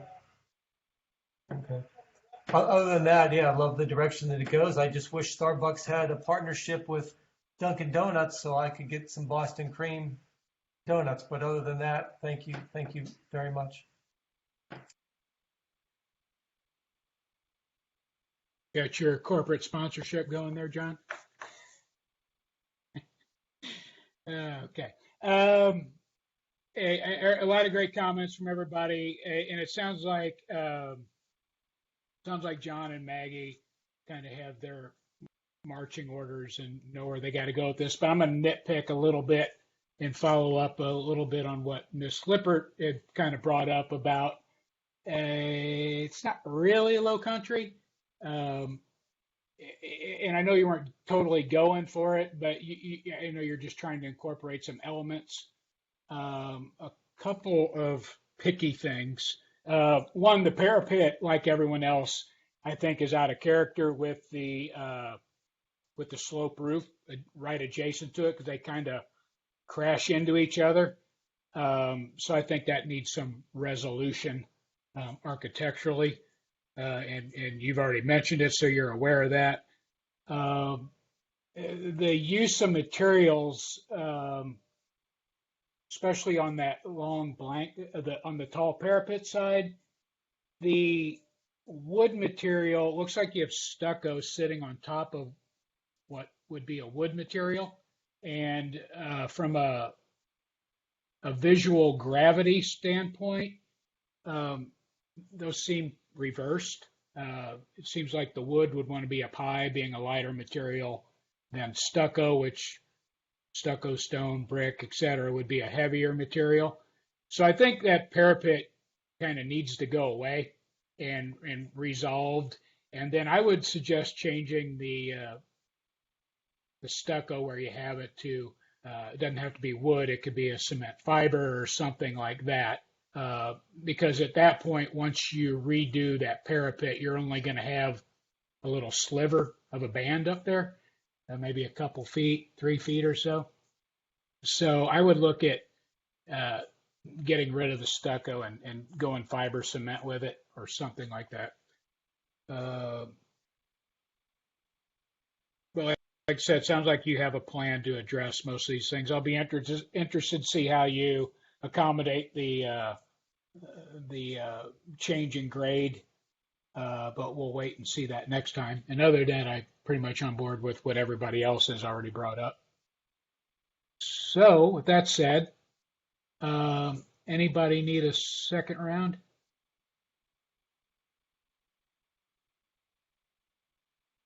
All right, John or Maggie? Oh, Judd? Oh, sorry, Chairman. I know we mentioned the circulation, and it is a tight site for circulation. And I understand where the dumpsters have to go. I think Ms. Lippert made a good point that it's going to be important for the screening on that end.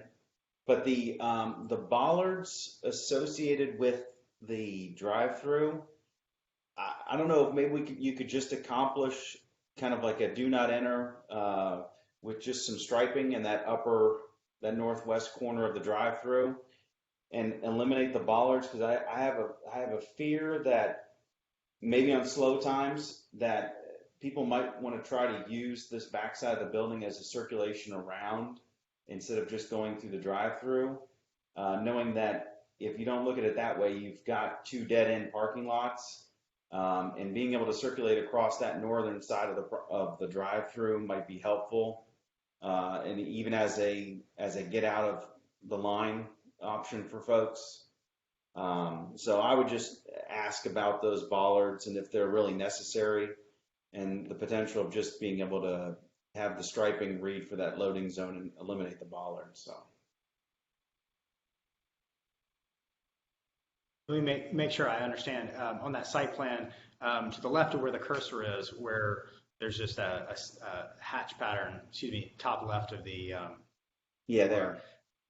My understanding is that that is an escape route from the drive-through lane.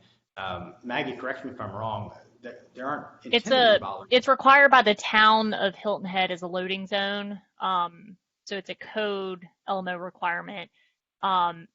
And so as long as they do not require bollards, we're happy to remove those. Okay, I just saw them on sheet C301 and just wanted to make sure that that was then taken. Yeah, we definitely don't have an issue with that. So as long as it's not required by code, we're good to go. Yeah. Anybody else? All right, before we go to motion, John or Maggie, do you have anything else to add? Just wanted to thank you for your input. It's very helpful in this stage of the game. Thank you. Okay, great. Thank you. Okay, again, as with the last project, when we have a motion, have the motion to please include adding staff comments and recommendations. You do not have to repeat them all, but just note that those are to be added to the motion. With that said, would anyone like to make a motion? Judd, how about you? You seem to have the most additions on that one.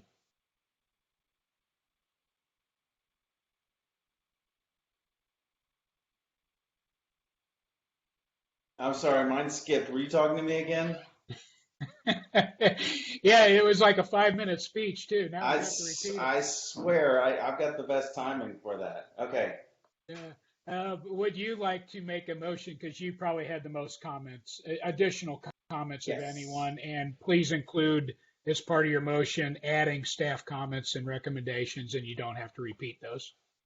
Okay, I'm going to make a motion for approval for Project Starbucks, Pope Avenue, DRB 000951-2021, to include staff comment from today's meeting, and to also include a revision, in addition to staff comment for landscaping, a revision on the side oaks and feather grass as far as their appropriateness. Also from a site plan element, taking into account the permissible disturbance and impervious areas underneath the significant trees. Staff has covered the buffers. In addition, providing service yard details, a study of the roof line. I might have to lean on Annette or you, Michael, to add to that.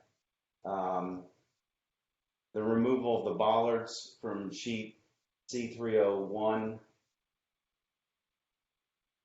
and the study of pervious paving for any sidewalk accesses in and out of the site, and the additional study of an alternative bike parking location closer to the bike pathway along Pope Avenue. All right, Annette, would you like to add a couple architectural comments to that motion? Sure. I'd like to add to the motion started by Mr. Carstens that all parapet elements shall be revised to a sloped roof condition that still conceal the rooftop units, and a study of the material locations on the facades. Okay. All right. Please add Ms. Flipper's Mr. Carson to the motion, in addition to making sure that the sign location along Pope Avenue is clearly indicated. All right. Final discussion? Anyone? Mr. Chairman. Right, Mr. Chairman. Yes, sir. Could yes, I remind the board of the elevation requirement? Yes, that's in your comments. It's no, that's sir. In staff comments, isn't it? I'm sorry. No, sir, it's not. That's where. Oh, that was just in your narrative. Okay. Yes, sir. All right. Excuse me. I'd like to add to the motion that the minimum flood elevation for the top of the slab is 11.0, and the plans and elevations will have to reflect that at the next submittal. Mr. Carsons, is that okay to add that to your motion? Yes, that is. All right. Anyone else? Further discussion? All right. Do we have a second? I'll second. Second from Ms. Flippert. Yeah, you can, because it's Judge's motion. So, okay. Do we have a second from Ms. Flippert? So, Teresa, would you please call roll? Yes, sir. Ms. Lippert? Yes. Ms. Foss? Yes. Mr. McAllister? Yes. Mr. Molesky? Yes. Mr. Carstens? Yes. Mr. Gentleman? Yes. So motion passes unanimously with conditions, and we look forward to seeing y'all next time. Thanks, everyone. All right. Thank you. All right. So moving on to new development, final Palmetto Coastal Commercial DRB 000950-2021. And Mr. McAllister will be recusing himself from this particular project. So David, hang tight for the next one. And turn it over to you, Chris. Thank you, Mr. Chairman. The site, as you can see, again, is outlined in red.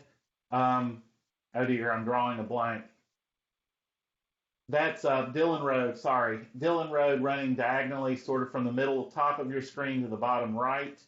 You can see the storage unit building directly behind the site on the back property line. And on the far left, you can see the where the runway of the airport is kind of coming into the picture, so to speak. Does everybody know where we are? The other thing it's important to note is the multifamily homes or development directly below the site. Does everybody know where we are? And if you don't, please let me know. Looks like we do. Moving right along. This application is for final approval and is proposed to develop a 1.5 acre parcel located at 161 Dillon Road. The parcel is currently undeveloped. The proposed project will include constructing a 2-story, 4,000 square foot building consisting of offices, meeting rooms, and a garage workshop. The proposed site work will consist of a storm water pond, vehicular parking spaces, security fencing, landscaping, fuel tanks, and open air storage areas. Several of staff comments have been clarified. The applicant will need to satisfy staff comments during the DPR process. Staff would like to change their recommendation to approval with the following conditions. So just to be clear, on staff comments, it was originally noted as denial, but some of those initial comments have been satisfied, and staff would like to change their recommendation to approval with conditions. And those conditions are: provide a lighting plan. 2, provide bollards to protect the 29-inch and 26-inch live oaks in the service yard. 3, move the 7-foot fence out of the Dillon Road setback at the entrance drive. And 4, both gates will need to meet setback requirements for gates. So to be clear, I believe it's a 45-foot setback off of the access, the side access for a gate, and 100-foot off of Dillon Road for that front gate, which I believe they meet. So this is the proposed color board with the building. Site elements.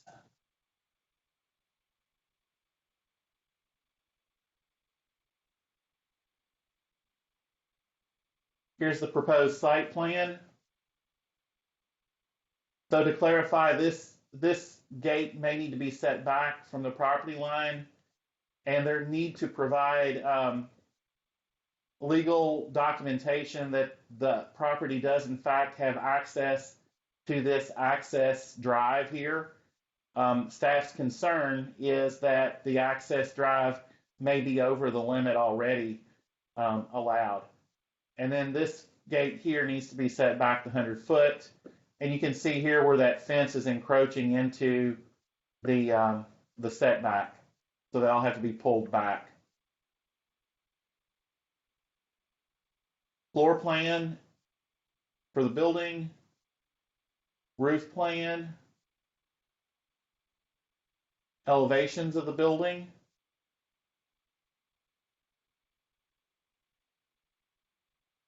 illustrations of the building,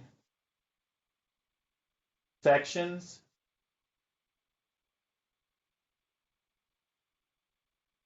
again, I believe that's a floor plan, lighting plan, landscape plan, details of the perimeter fence, again, the wooden fence and the chain link with the screen on it, that's on the back and side. Planting schedule. And that concludes staff's presentation. Thanks, Chris. Chris, your 4 suggested conditions would all be fine, reviewed by staff? Yes, sir. Thank you. Appreciate that clarification. Thank you. All right. I believe the applicants are present. Would you please identify yourselves for the record? Brent Robinson, the architect, is here. Hey, Brent. Hello. Yep, we got you. Welcome, Brent. Is Eric? They were supposed to be. Eric Walsh, can you hear me now? Oh, yeah, Chairman? We can hear you now, Eric. We can hear you, Eric. Please. Eric Walstovich with Wooden Partners, along with Jennifer Townsley as the owner's rep. All right, thank you. Would you all like to add to Chris's narrative? Either of The you? only thing I would like to add, I'd like to thank Chris for working with us. Obviously, we have researched the access easement and have not found any restrictions to that. We have talked with the Prime Storage corporate office, who owns the property that the easement is on, and we're in the works of securing a letter of approval to access that access easement from the property. Mr. Chairman, could I, You certainly may. Go ahead. they would provide that legal agreement would be provided during the DPR process. And if, let's just say for giggles, if they don't have that document, or if they can't get that document, they would have to revise the plan, which may just mean eliminating that gate and the access to that access aisle, which I don't think constitutes a substantial departure from this plan. So the staff is suggesting that with your all's permission, we could just approve that change. Yeah, I don't think we'll have any problem with that. If anyone has a problem with it, bring it up when it's your turn to speak, but I don't foresee any problem with that being under staff's jurisdiction there. Brent, do you have anything to add? No, I mean, we'll address the lighting. We actually anticipate having a full MU package today. If we need to submit anything to address those comments, but other than that, no.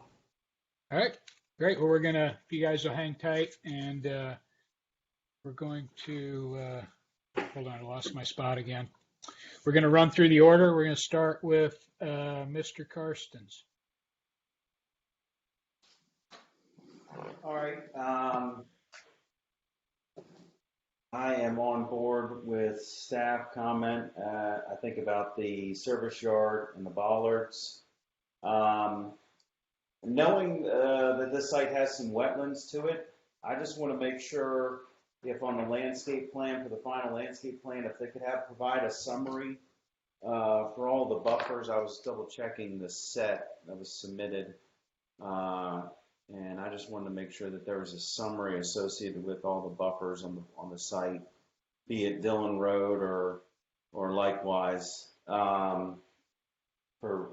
It looks like you've got all the plant material up front and on that on the plan north side. I just wanted to ensure that it was accounted for.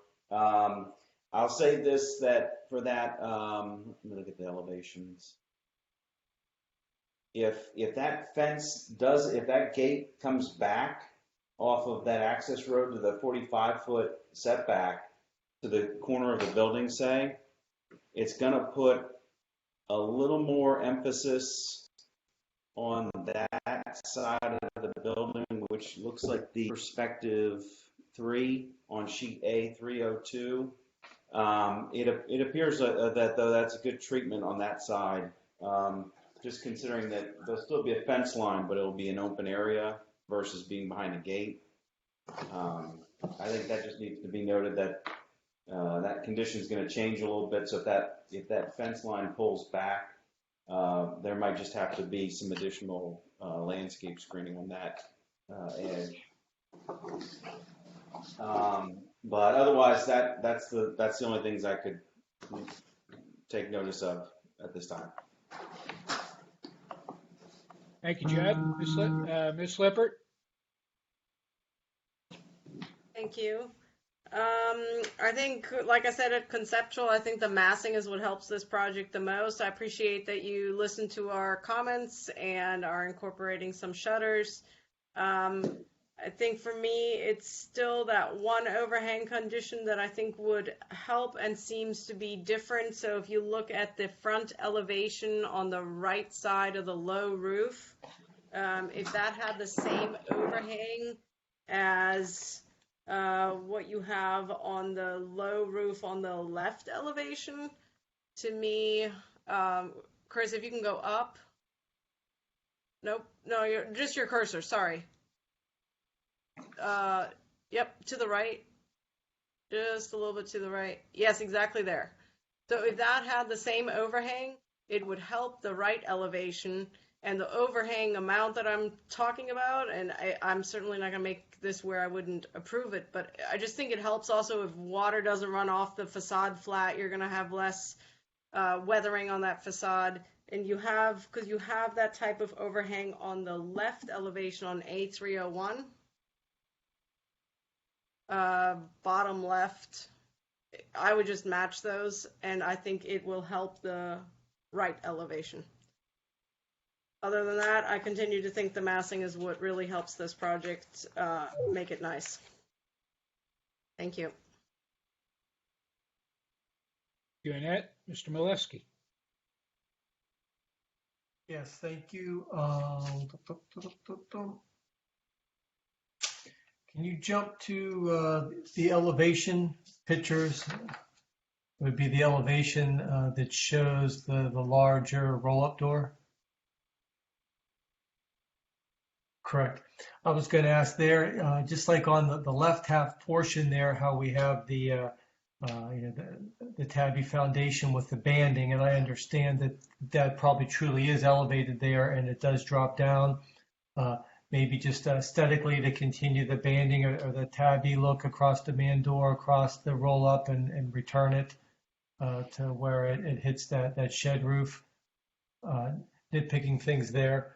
And then I also wanted to ask on the shutters there. I see on the front elevation there, the shutters are kind of correct as far as the size of the windows, but the upper window and the window to the right of the door where the shutters aren't necessarily the correct size to the windows. I don't know if there's any merit to, making the window to the right of the door a single window so the shutters match up, or, a way to play around with that. I mean, I know this isn't being entered into the awards ceremony for architecturally correct windows and shutters, but, just to throw that out. I mean, otherwise, I'm really liking how the building looks a lot. Other than that's all I have. I think it's a sharp looking building, and thank you very much for listening. Thank you, John. Ms. Foss. I agree with the thank you for listening to our last comments. You changed the color of that garage door and added the shutters, and building looks a lot nicer. I don't have the faculties to give all the comments on what staff comments are, but I'm sure they're right, so I agree with them. Thank you. All right. Thank you, Kathy. Yep, I think everything was touched on. Mr. Molesky hit on my one comment, is make sure the shutters fit the windows, please.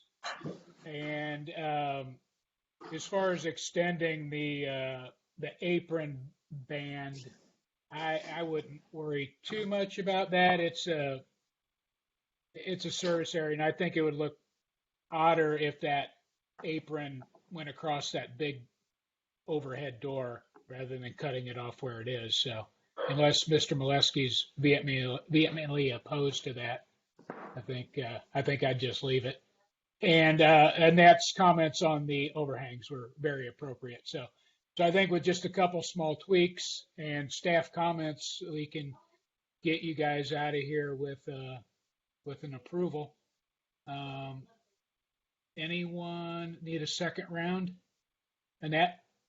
Yes, just it's a minor detail is on that overhead door. I'm presuming it will actually have trim all around it.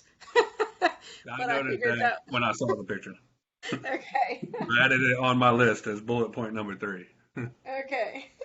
And the roof overhang, you'll probably, being in architecture, it's the pain of Revit. Something's hosting. There obviously needs to be a overhang there. Okay, Something's good. posting to the wrong line. So we'll fix it. All right. Sounds good.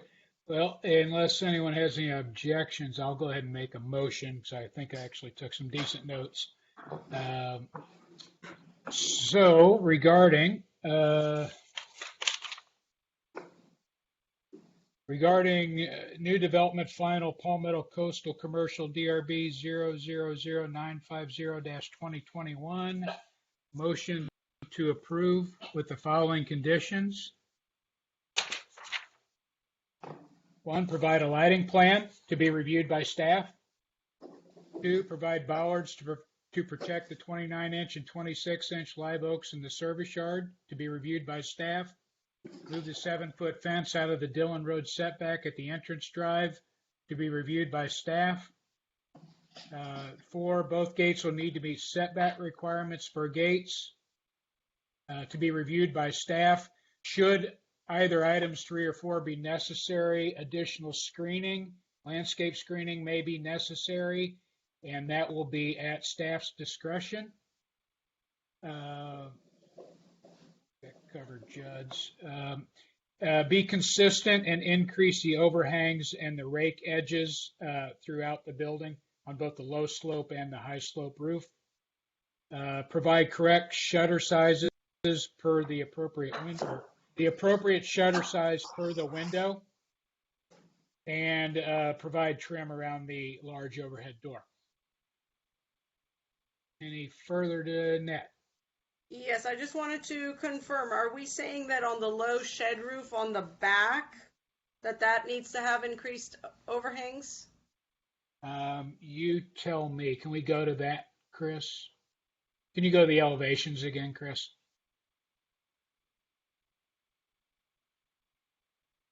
Okay, so you were talking about, were you not talking about the high slope roof?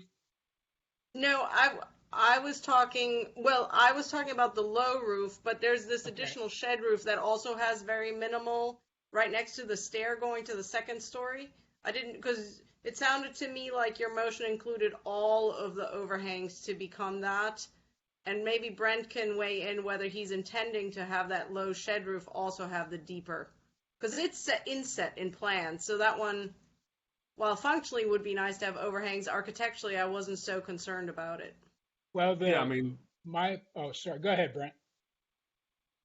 So originally this building was pre-engineered metal building, so the overhangs I believe are different than when we would stick build, which we are doing now. I feel much better on the front. The one in the rear, the only problem with extending those, the rake, and typically we'd go to like a 12-inch overhang, is it starts to interfere with our stair. Not that we maybe can't move the stair over to accommodate it. So it's, if staff says we adjust them all, we adjust them all. If the rear is not as important because it's not visible, and then we may try to minimize that particular one, just so it's not interfering with that stair quite as much. Yeah, I think we can give you some leeway on that one.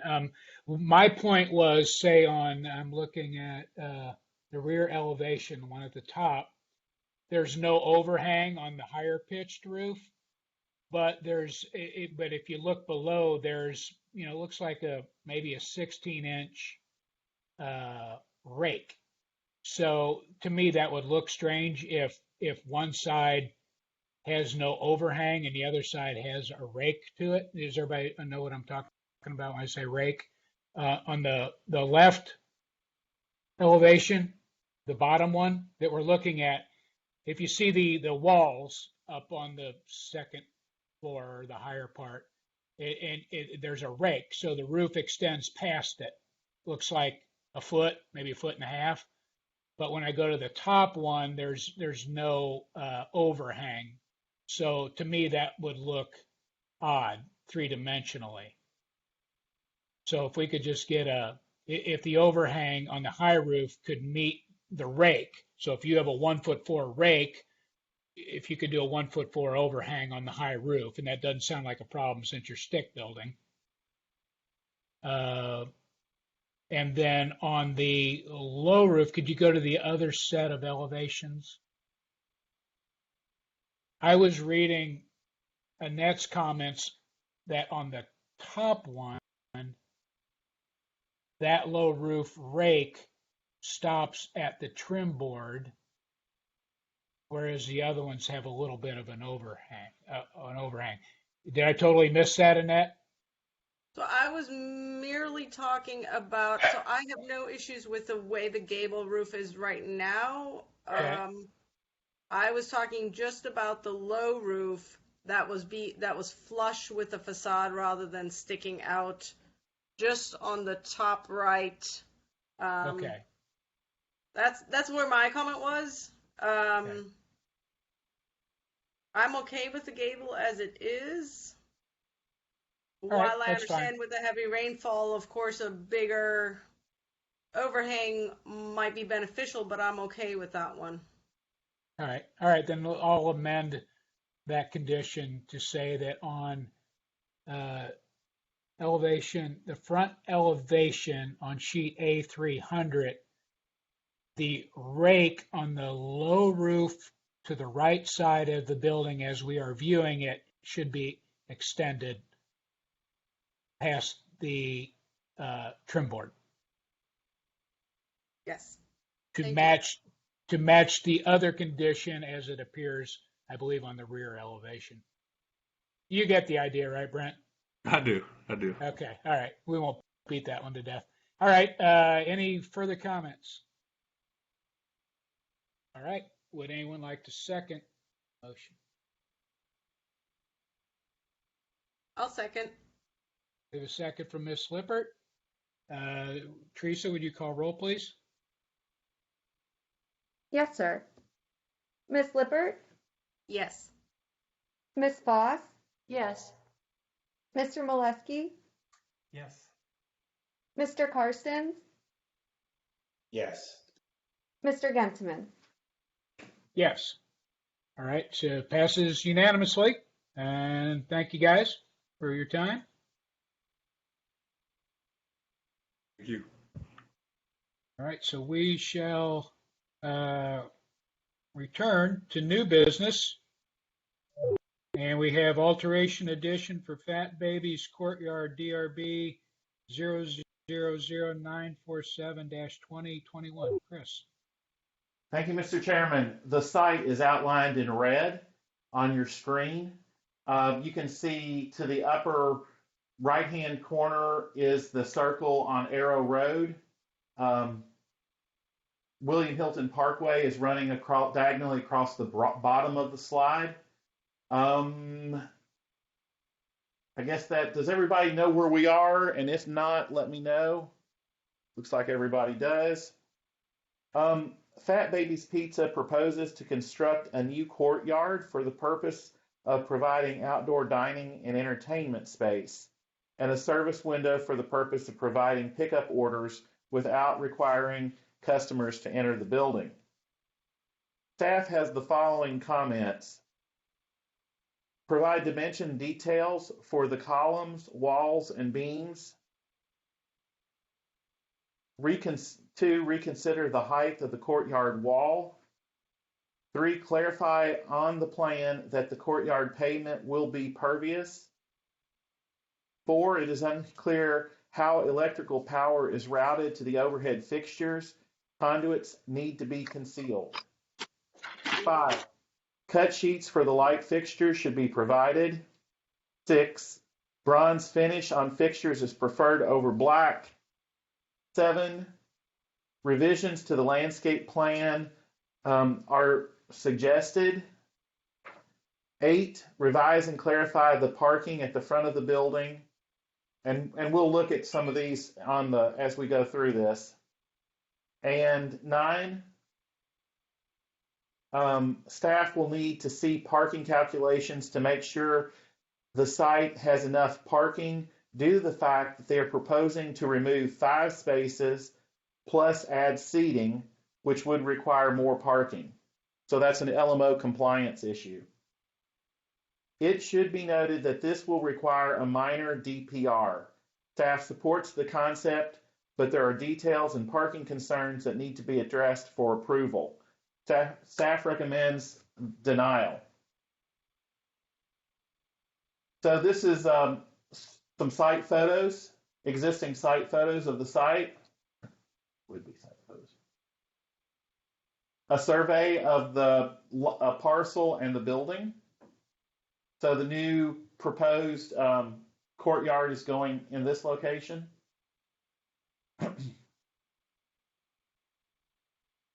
A building plan. Again, the columns for the proposed courtyard, it's staff's understanding that there are just beams between the columns. There's no lath work or arbor structure other than these open beams.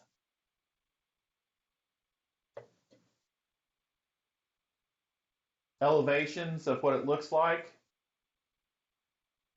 Staff's concern is that this wall may be just a touch high compared to the standing person here. And what is the experience when you're sitting down in that space, and that maybe there would be a little bit more relief if it was a little bit lower, you could see out from a seated position. Again, you can see this open arbor structure here.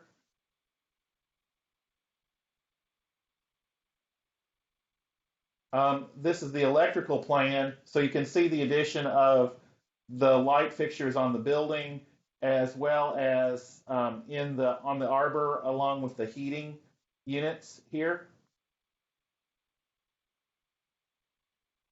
This is the landscape plan. Staff's concern is the alternation from dwarf Yopon holly to the Helleri holly. Staff has suggested that the Helleri be eliminated and that just Yopon be used. Yopon is a native that should stand up to the conditions here, as well as staff suggested that the wall be covered or planted with fig vine. Sort of a color board for the project. Again, there was a paver sample, and it's unclear that the paver is going to be pervious.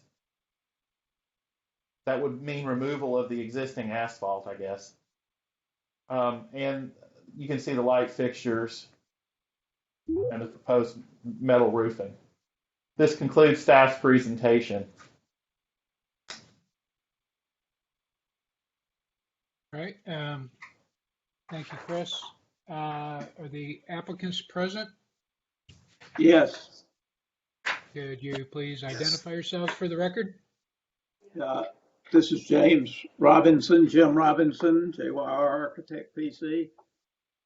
And I think David Robertson is on his way, but he hasn't quite made it. He had to deliver a child to school today. I'm here. Okay. This is Dave Robertson. I'm here. Oh, okay. Good. Okay. Just got back. All right. Well, welcome both of you.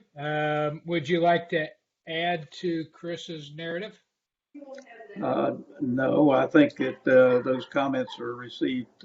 We can respond to those, as I don't see any problems with any of them. The dwarf Yopon and the Helleri, we had done that to give a little variety to the planning, but we can go to all Yopon holly. That's a great bush to put in. The conduits are going to be in the lattice framework above, so I don't see that they're going to be exposed. They'll also be painted. If they are, they would be painted to match the frame, so they should go away. Bronze, I'm trying to read my own writing here, Chris. Bronze finish, I believe it is, on the light fixtures. I think that's what we've got. Or if it isn't, that's not a problem to switch to that. Clarify the parking. We understand that there are cross easement parking arrangements for additional parking on adjacent properties that replace the 5 that are being taken out. And we are trying to confirm that, but have not been able to do so as yet. But we'll have that in the next couple of days, I believe. And the 5 parking places, it's not been a problem in the past, but we feel like that we have the ample number of parking spaces. It's just some of them are on adjacent lots that and are provided by cross easement agreements. And we can lower the wall. That was another comment, that we lower the wall. I don't see a problem with that either. So I think we're comfortable with complying with the comments of staff, and would plan to do that. All right. Thank you, Jim. If you hang tight in case anybody has any questions as we go through the order here, we're going to start off with Ms. Lippert. All right, thank you. I do agree with staff comments that we just don't have enough details. While I can appreciate your elaboration just now, I think we really do need to see those details. Those, to me, include seeing the infrared heaters, where they mount, how they mount, to know that they are within the depth, ideally, of that wood framework, because there are a lot of them. I would like to also ask you to revisit the spacing of the lights or the spacing of the piers, because it's two different base spacings and it's causing the light fixture in the larger bay to be off center, which just feels unbalanced to me. So I think because not knowing again where the conduit comes from, how it gets routed up high, those are all details. I'm not sure where that granite counter is being proposed. Can you elaborate on that? Chris, we could have the picture or the front elevation.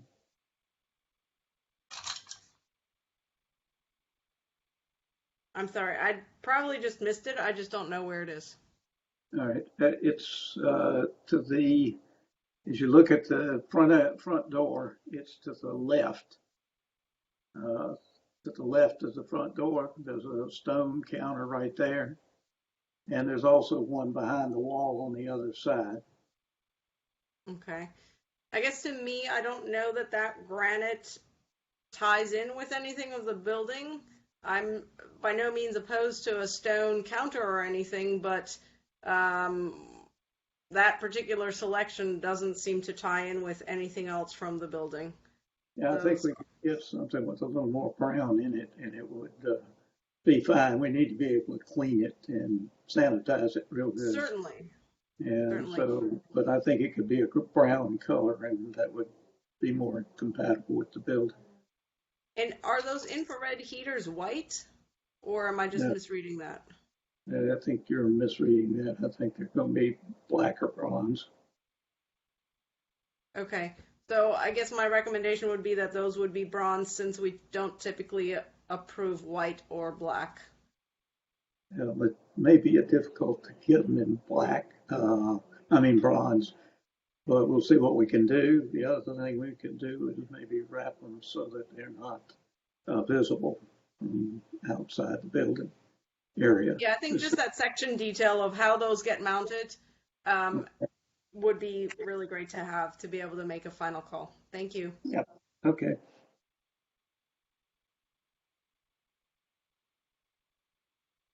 Is that it, Annette? Yes. Okay, thanks. Thank you, Annette. Mr. Molesky. Yes, thank you. Let's see. The open arbor component of, I don't necessarily like how that looks or understand. Could you share with me why that is just meant to be open as opposed to finishing it off with any other type of 2x10s or 2x8s or something else in that area? Well, I think back to that elevation, or the elevation again. Chris, can you do that for us? I think we were planning to extend those out and have a 2x8s or something out there. Maybe that doesn't come across in the plan. I think maybe it might help if we did a plan of just the roof structure itself. and we'll do that on our next submittal. And then to Ms. Lippard's point, that will all be centered. Again, I don't see necessarily any dimensions, but it looks like the spacing from the one set of columns to the next is shorter than the next, and then at least the location of the little overhead chandelier or pendant doesn't seem to be centered. I'm sure that's maybe just a drawing, and it'll actually be corrected. Or All right. looking at that left elevation as an example. Yeah. We'll look at centering the column and centering the light fixtures on the base. Now I just like to pick on that stucco wall. So to take maybe Chris and staff's comments, instead of necessarily even just lowering that, has there been any excuse me, discussion on maybe just having an open aluminum bronze fence or something there? So then this way that the folks that are inside kind of have, that perceived sense of privacy because there's a fence there, but it'll allow them to not necessarily feel like that they're entrapped, if you will. Is there any? Sometimes it gets kind of messy inside there, and that's why we were using a solid wall as opposed to, and also the stucco tied this into the building a little better. That was our thinking. Well, they better tell the waiters and waitresses to clean up the stuff if it's getting that messy in there, huh? We're supposed to, but it doesn't always happen. And then it also looks like that you have some of those, some plantings, I guess, proposed adjacent to that stucco wall and or my suggested fence as well that would also provide a little bit of a buffer as well. As far as the maybe that's a good view that you have right there. So now just to pick on the entry. So I've been to the Fat Babies a time or two, and the way that you have it set up now with the handicap parking, all that kind of stuff, I understand staff's comments of making that not appear as that's a parking space there. Any consideration without hindering a handicapped person's ability to get in out of the restaurant to maybe have another row of low plantings or somewhere just to kind of better define that as the entry, and maybe landscapers or others might have a creative way to just kind of better define that so it doesn't just turn into, hey, I'm in a hurry to grab my pizza, I'm just going to pull in here, I'm only going to be a minute, and that situation. David, you want to comment about that? I think that's a good idea. Maybe we enlarge that bed to the right of the handicap space, so we make that not a parking space, and maybe we increase the width of the hatched loading and unloading area to clearly mark that off so no one can park there at all. I know that serves both the function of loading and unloading for handicap and also as pedestrian aisle.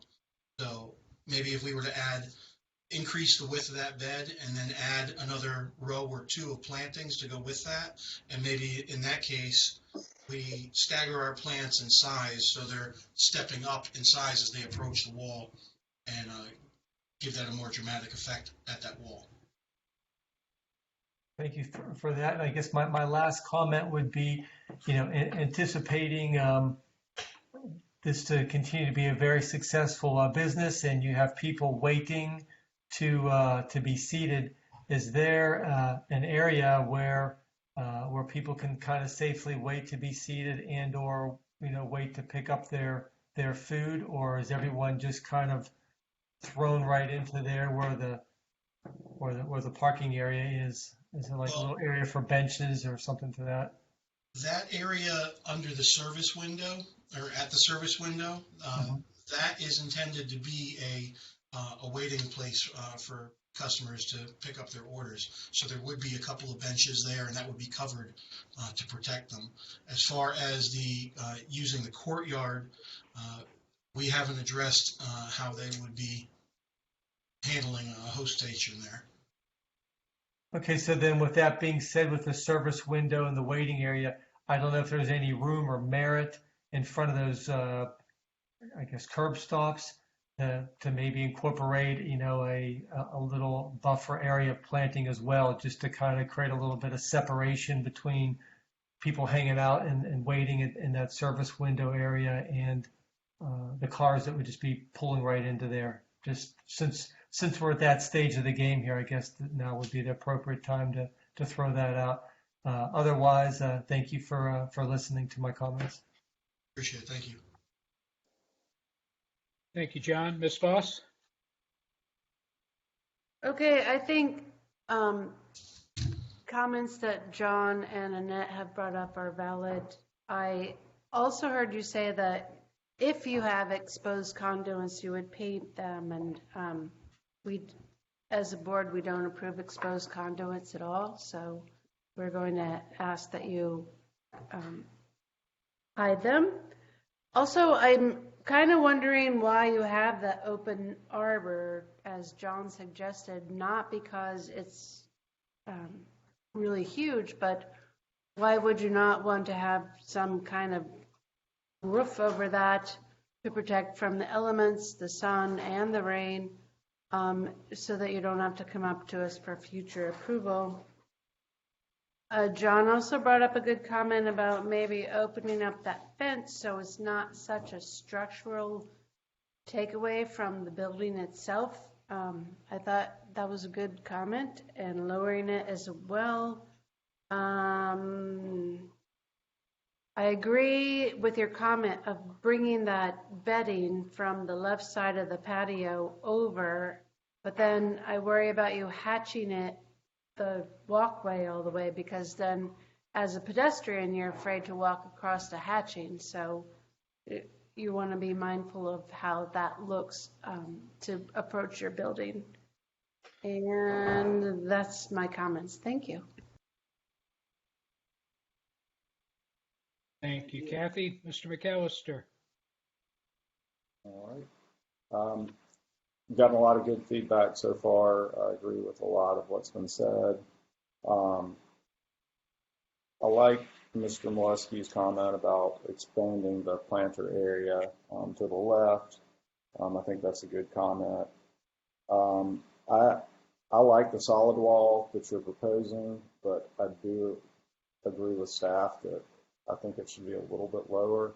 It's hard to tell. I didn't see any dimensions on the elevation, so I'm just kind of guessing at what it is, and I don't know if it's a 4-foot wall or. So I think we really need to see some dimensions just to clarify that. And likewise, I'm kind of having to just guess on what the depth of that planter is there. I agree with staff's comments about maybe just using the same plant material if you're trying to create a hedge, just because the Japanese holly and the Yopon holly are very similar. If it's less than like 3 feet, you may want to consider doing a dwarf podocarpus or something else. But that's just something to consider, only because I'm not really sure how much space you have to work with. I did have a question about the pavers. I know staff has mentioned a couple times. Are they intended to be permeable, or and or what's the intent behind the pavers? The intent was. I'm sorry, Jim, go ahead. I was going to say they are supposed to be permeable. Okay. And or is that in like a herringbone pattern, or it'd kind of be nice just to see the extent of what is intended to be pavers. We were thinking the pattern would be that kind we have, but we put them loose enough together that the water can go through them, and they have them with the shaved corner so that water gets through them and they're permeable. Okay. I think when you get to the DPR process, which it sounds like you'll have to do, that having permeable paving might make things a little easier. But other than that, I think I won't repeat what a lot of the other comments are. Conceptually, I don't have a problem with it. I think it'd be nice to see a little more information, specifically dimensions, and that might inform you know, I don't know how tall the wall is, so I don't want to for sure tell you that it needs to lower, but it feels like it needs to be lowered a little bit. That's just my take. But other than that, I think that's all I have.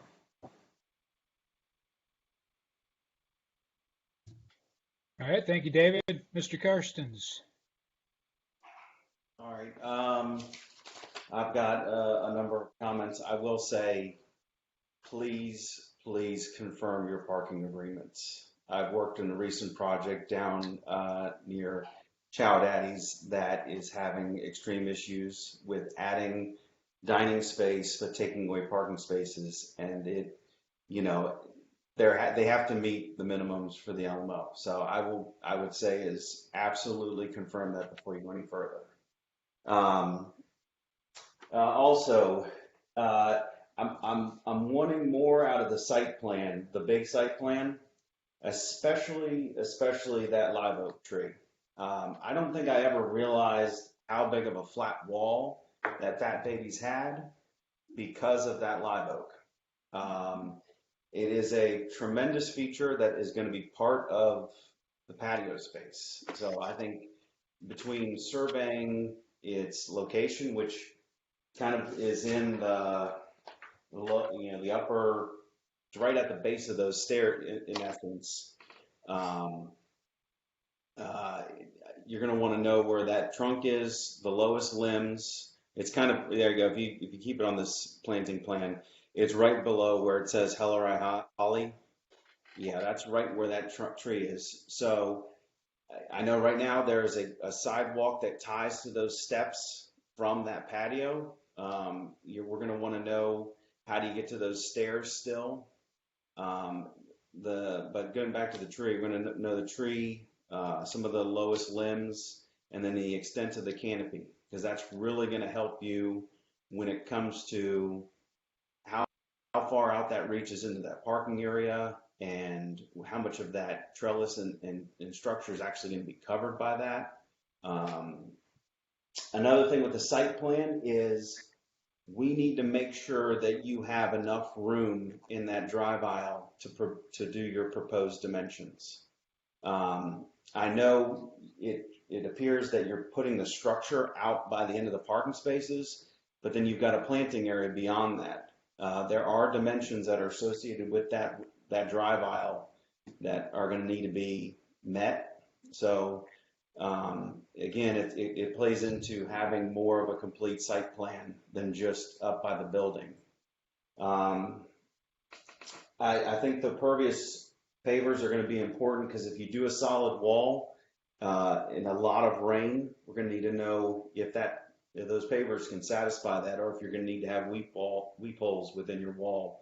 So I think Mr. McAllister's idea of having sections and details associated with the walls will be critical. If the thought, Chris, could you go to sheet A201?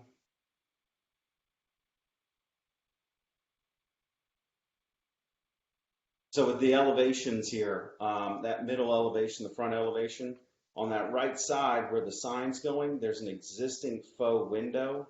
So there's going to be a tree, left side of that elevation. Keep going all the way to the far left of this, where the sign location is. Other side. You guys hear me? Judd, I don't know where the sign location is. This is Chris. Chris, look at the front It's on the elevation. other side. Go to the far left side of the front elevation. Left side. That brown square. Okay. There's an existing sign that exists kind of to the right of that right now, and there's a faux window that's there currently. We're just going to need to know what's going to happen between taking out the faux window and moving the sign over. And then You can see it. You can see that in the photos, what Yeah. Judd is describing. Go to the existing photos, you can see it. Yeah, right there, that lower left one. So you can see where the sign's moving from its location over the service window to the far side, and there's that window that's going to have to go away. That's just going to have to be detailed or called out because I know on the end of the building around the corner, there's 2 windows on the end of the building that help to break up the big wall that aren't shown on A201 either, just for context. And then I guess my final thing when it comes to, I'm in favor of adequate planting areas. You know, if they need to grow a little bit, or like Mr. McAllister said, change up to something that's a little more upright, I'd recommend doing that. Demarcating that access walkway, it can be done with striping, it can be done with a pattern, just something to kind of make sure that, you know, nobody parks there, like Mr. Molesky and Ms. Voss said. And then the last thing is, I'd like to see more detail in this trellis. Knowing that the tree is overhanging, I don't necessarily think it has to be solid, but I think you're going to want to have at least another member, presumably maybe coming out from the building, having another, you know, beam or joist run perpendicular to the building out. And that will help to kind of hide some of your fixtures. It'll help to kind of break up that big open plane that's above this patio. And I would just make sure, if you look at this bottom right-hand section, to whatever elements you add to the top of this existing structure, that they fall below the roof line coming into it, just for the sake of having that sit as a distinct element below the roof line. So again, make sure your parking is good. Let's really make sure we get a great understanding of that tree, the live oak, the modifications to the building facade, and then really understanding how this site plan is working. I think that'll tie in a lot of elements, and then of course your structure, you know, having that additional element that really will give more of a ceiling to that patio space, but without obscuring the tree canopy above.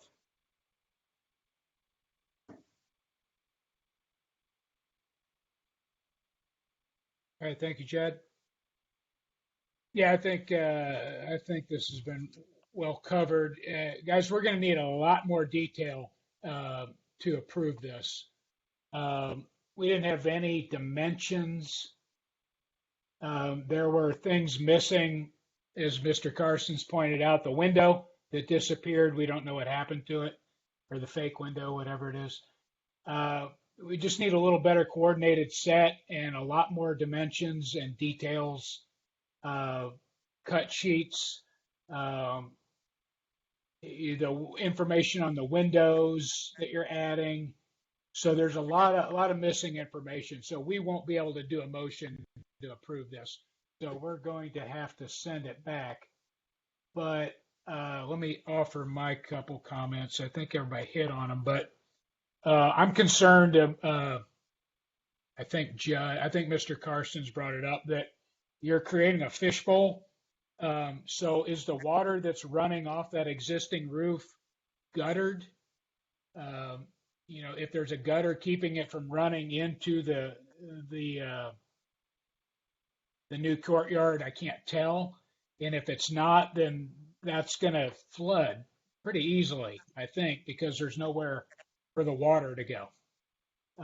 And even if you put pervious pavers in there, I don't think it could suck it up quick enough to get out of that courtyard that is solid on 3 sides. In fact, it's solid on all the sides where the roof dumps in. So I would look at that. The height of the wall is fine, I think.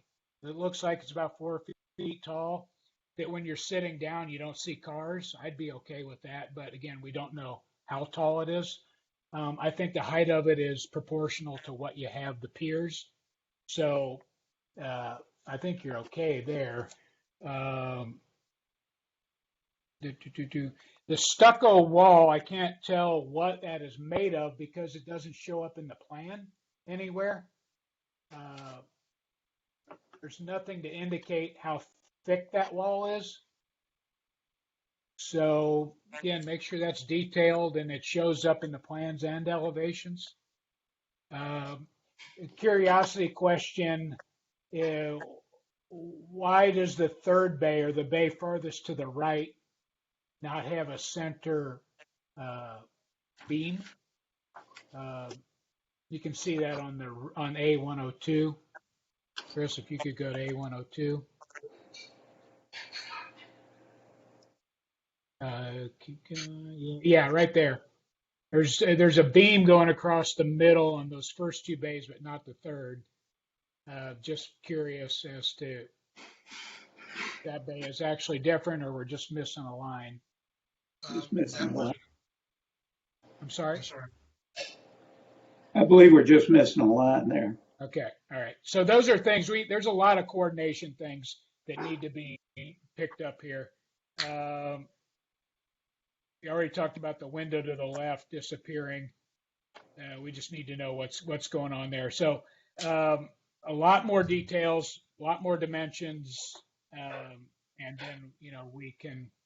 If we vote on it now, it won't pass. So I would recommend that you withdraw and bring it back to us. I'm going to give Chris 30 seconds to explain to you the difference between getting a denial and a withdrawal. Chris, could you then fill the gap there, please?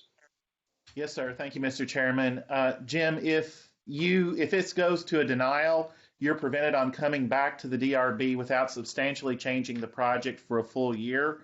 It looks like there's not any support for approval on the board. So if you want to withdraw, you can preserve that right to come back anytime you choose. But you're going to have to let us know.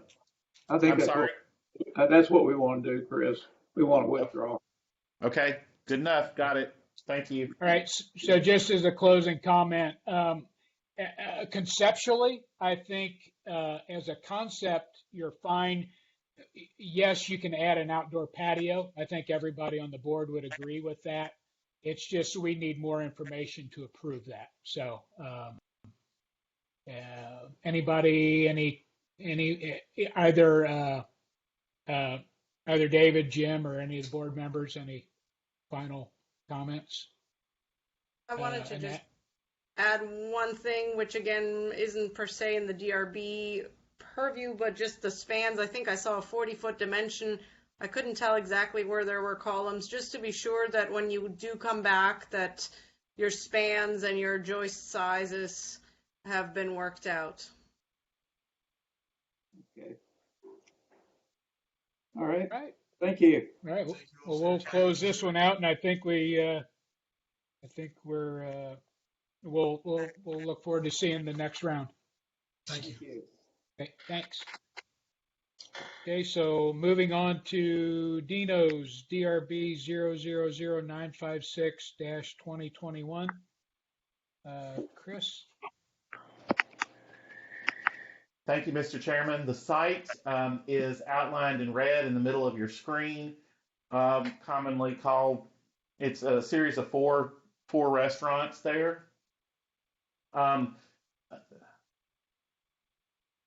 There's Riley's and One Hot Mama's, and Dino's would be this back building right here. So you can see Greenwood Drive to the main gate of Sea Pines, which is just off to the left of your screen. You can see Sea Pines Circle there at the top right of your screen. Of interest, well, you can see, is that Office Park? Office Park, right, kind of snaking through along the bottom with the new Harris Teeter fuel station is located here. And of particular interest to the board, this is the site that you all looked at for the Fern IM restaurant and recently approved. This parcel right here. Does everybody know where we are? And if not, let me know. Looks like you do. Dino's Italian proposes to renovate the existing courtyard adjacent to the former Medici's at 7D Greenwood Drive for the purpose of providing outdoor dining and entertainment space, and to similarly, renovate the entrances to the building and the spaces adjacent to them. It is not clear to staff on the plans what part of the building is being demolished and what is being added. Prepare a demo plan. 2, the proposed expansion of the kitchen will eliminate any roof overhang. 3, provide dimension detail of the columns, wall, and beams. 4, reconsider the height of the courtyard wall. 5, clarify on the plan that the courtyard pavement will be pervious. 6, it is unclear how electrical power is routed to the overhead fixtures. Conduits need to be concealed. 7, specify a bronze color for the light fixtures and heaters. 8, provide a landscape plan with any existing vegetation to remain identified. And 9, it appears the parking layout is being revised, eliminating a space. Staff will need to see parking calculations to make sure the site has enough parking. It should be noted that this will require a minor DPR. Staff supports this concept, but there are details and parking concerns that need to be addressed for approval. Staff recommends denial. This is the building as it is, so you can see that rear. Well, this is the interior entrance to the courtyard of that group of 4 buildings. This is the front, what they're calling the front entrance. So it's the back. It faces the Fern IM site, the back of the Fern IM site. More pictures of the development and in and around it. This is a good overview of the building. So again, the back side, the Fern IM site is right here. The other 3 buildings are over on this side of the proposed Dinos. So you can see the courtyard here, what they're proposing being renovated. So this is an overall survey of the site. Again, Greenwood Drive is at your top. With Dino's, the Dino's building right here, or the Medici building right here. This is zooming in on the building and the proposed renovations to the courtyard. The expansion of the kitchen is out this way, out here. As best staff can tell.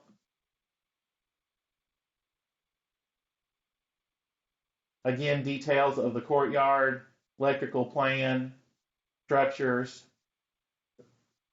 elevations. Again, note the heaters and the pendant light fixtures. This illustrates, I believe this wall illustrates that expansion of the kitchen. And the color board proposed. Mr. Chairman, this concludes staff's presentation. Thank you, Chris. We still have our applicants with us? I'm here. I believe Jim has left. Yeah, I saw Jim sign out. So Yes. would you like to add anything, David? And please restate your name and everything for the record. I'm David Robertson, DR Design, representing Dino's Italian. I don't have any other comments. I guess on the electrical, the intention was to run conduit above the framing members of the pergola, so nothing would be visible from below, and anything on top of the pergola would be painted in a similar tone to the wood to minimize its appearance. I believe there's something to that effect in the narrative as well. Thank you. The patio surface that's there is concrete. We're planning on removing that and replacing it with a pervious paver surface. I know that there has been issues in the past at the plaza with concerns about pervious to impervious ratios.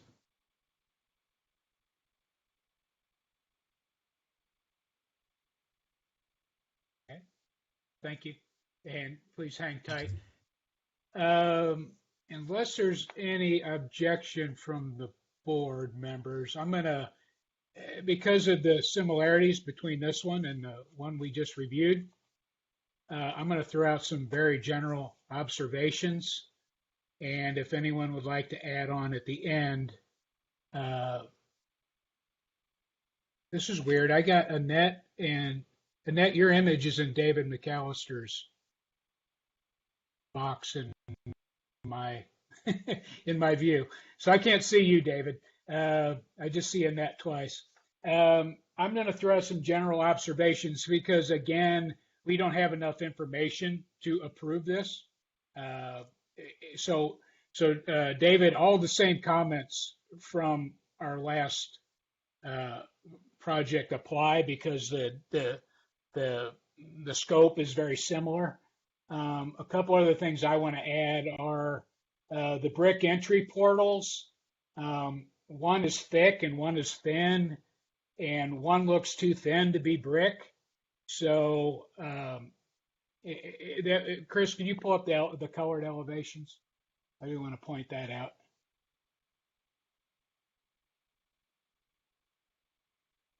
Right there. Those are both brick portals that are extended out from the building, as I read it. And one is thick and one is thin. The thin one, I don't think you could make out of brick because it only looks like it might be one brick, maybe two bricks thick.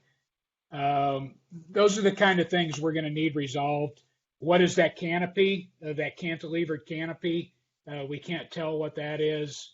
All the same, of course, staff comments that are written, and then ours from the prior about the structure of the posts, and we need details on the brick, and also I'd like to highlight staff's comments about the kitchen expansion.